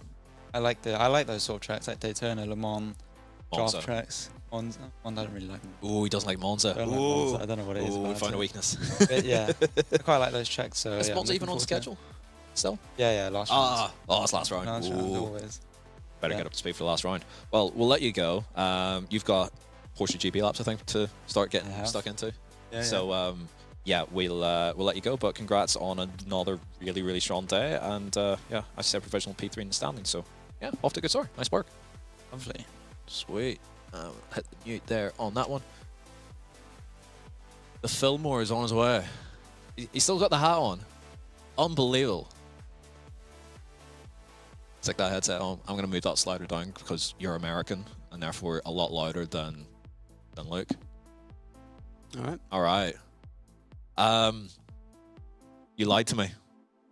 Yeah. That's the question. You lied to me. There must have been some sort of error in the prophecy or something. Maybe I misinterpreted it. I don't know. I was like, all right, that's a half decent lap.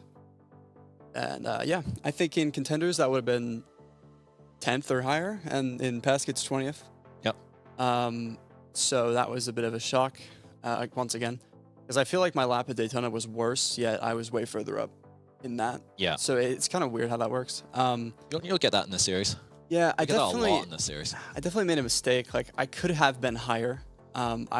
Coming into the final corner, I kind of went a bit wide, realized, Yeah. oh, I might off track, and kind of slid through the corner. We heard that you had a couple of stabs on throttle as well. It was like, yeah, it wasn't the cleanest. Yeah. Like visually, like in terms of the lines and everything, it looked fine. It just looked like, or it sounded like, just with the engine, it was a little like you weren't perfectly timing every corner. It's maybe the best way for me to Yeah, describe it. it was kind of all over the place, to be honest. I don't know what it is. Something with Hockenheim and me never really putting together a lap that I like. Yeah, no matter mean, what. I can't even criticize you for that because I've never put a good Q lap down at this track. So Yeah, it's weird. it's never happened. And then, from there, I was just kind of like, well, I mean, I'll try to make up the most points that I can, I think. Yep. And I mean, Sprint it was race all looked right. fun. Yeah, I think, the big thing for me is just avoiding the penalty points, I think. Yeah. So I'm kind of trying to kind of flirt with being aggressive, but not too aggressive, I guess. And, racecraft wise, I'm definitely making a lot more like intuitive choices, I feel like. I'm learning to read situations a bit better. And I mean, it is what it is. Like every time I got a position forward, I got 2 steps back from something else in the midfield. And every time I saw, the top 8, top 10 just in the distance in a train, I'm like, oh my God, like that's where I want to be. Like I'm almost there. And yeah, like ultimately I definitely saved the tire a lot and it worked. I was able to close back up. But yeah, it was just, I think, mid-pack situations. And ultimately I didn't really gain or lose anything. I just kind of stayed where I was. And I mean, that's the frustrating part because you see guys that go back, you see guys that go forward, and you're like, why can't I be the guy that goes forward? Because I could get a top 10 out of this like so easily if, the stars align. Stars just didn't quite align. No, not again. So I think my goal of just trying to requalify this year is definitely still the goal. Yep. I mean, I'm getting points every round, so we'll see what happens. I think if I can get, one or two solid, like 10th or higher, that should be pretty solid. Yep. Looking forward to Le Mans. Yeah, I mean, you've already taken the question out of my mouth. Yeah, Go for it. Go I ahead. don't really know, to be honest. Have you done a big race around there before of any No. sort? No. Okay, right. Well, you're in for a treat. Great. Good luck. You'll get really good at driving at about 80-85% throttle whilst in top gear, so you don't bounce off the limiter and lose 5 kph. You'll get really, really good at that. Yeah. Outside of that, you don't have to worry too much about Q-strat stuff because you've got such a short window from where the car spawns in, and then you just put a lap together and you put a P6, and then you're sort of in the mix for even the win in the sprint because it is just carnage, and then potential reverse grid stuff for the feature, and you sort of score about 50-60 points, and that's you sort of well qualified in for next year. Yeah, I mean that's really what I need. I need one of those top 10s. Projecting that onto you. Oh, okay, thank you. As for reality, we'll see. Yep. Because I'm not really too versed at that track. Learn the slowdowns. Yeah. Spend the entire week just doing as much Q running as you can, and focusing on knowing exactly where, within your seating position, your FOV, your everything, where the not the off track, but the slowdown penalty kicks in for every corner that it applies to. Once you can get a good feel for that, then yeah, it's all about just putting a clean lap together with no big errors. You don't even need to be absolutely on it on a Q lap at Le Mans. It's just get the car right out to the limit without going over the limit, Right. Yeah. and sort of float nicely through the corners. That's what worked for me whenever I scored half decent points there. All right. Well, I was never massively quick on one lap, but because I knew where the slowdowns were, I was like, all right, we'll just put a race-ish sort of lap together, Sure, and yeah. that's normally pretty good. I think that's what'll be nice. And then also we have the ability to actually change the setup. I think another reason why I struggled a lot this week is because I did not like how that setup drove. Yep. It's not how I like to drive the car. I like to lean on the front, and I could never do that with this setup. So it was kind of a pain. So yeah, I don't know. I'm just indifferent to this round. It's not a good round, it's not a bad round. I'm just all right, yeah, whatever. Any round that's not a bad round with your objective, which is qualify back in, it's a good round. Yeah, that's true. It's the bad rounds are the ones that sort of knock you. Everyone gets one, maybe, well, especially with the shorter season now, probably one really strong round, a few good ones and a few bad ones, you know, sort of in that mid-pack area. It's just minimized the bad days. That's what ruined it for me last year. I used to be really good at not having a terrible day. I had about 4 or 5 of them last year, and that's what did it in for me, instead of 1 or 2 really, really terrible ones. So yeah, just keep doing what you're doing. The really strong result will probably, or you'll be in a position to get that this season at some point. Just put a good Q lap down and give her hell. Yeah, it's easy when you say it like that. It Can't is. wait. It's mindset and mentality, Michael. That has never changed. But yeah, I think that's pretty much all. We'll wrap this thing up. But yeah, thanks for dropping by and having a little chat with us. And yeah, best of luck from Le Mans. Thanks. Sweet. I guess we're gonna bring Pete back in, and we'll wrap this shindig up. Sweet. The absolute pro as well. He's muted his mic. We'll bring Pete in for some very quick closing thoughts. Because yeah, there's only so much people want to hear of me talking, and therefore you talking probably as well. Fun round to watch. We did sort of preempt that, you know, Luke was going to struggle there a little bit at the end of the feature, but strong points day for everyone all around. Well, yeah. Not everyone all around, but yeah, sadly for Salva, no points at all. But Quentin worked his way forward. Lucas scored some points. Michael there sort of sticking to the task and not losing when, you know, things started to get a bit hairy. And then the other 3 top 8. Plenty of positives, a few things to work on.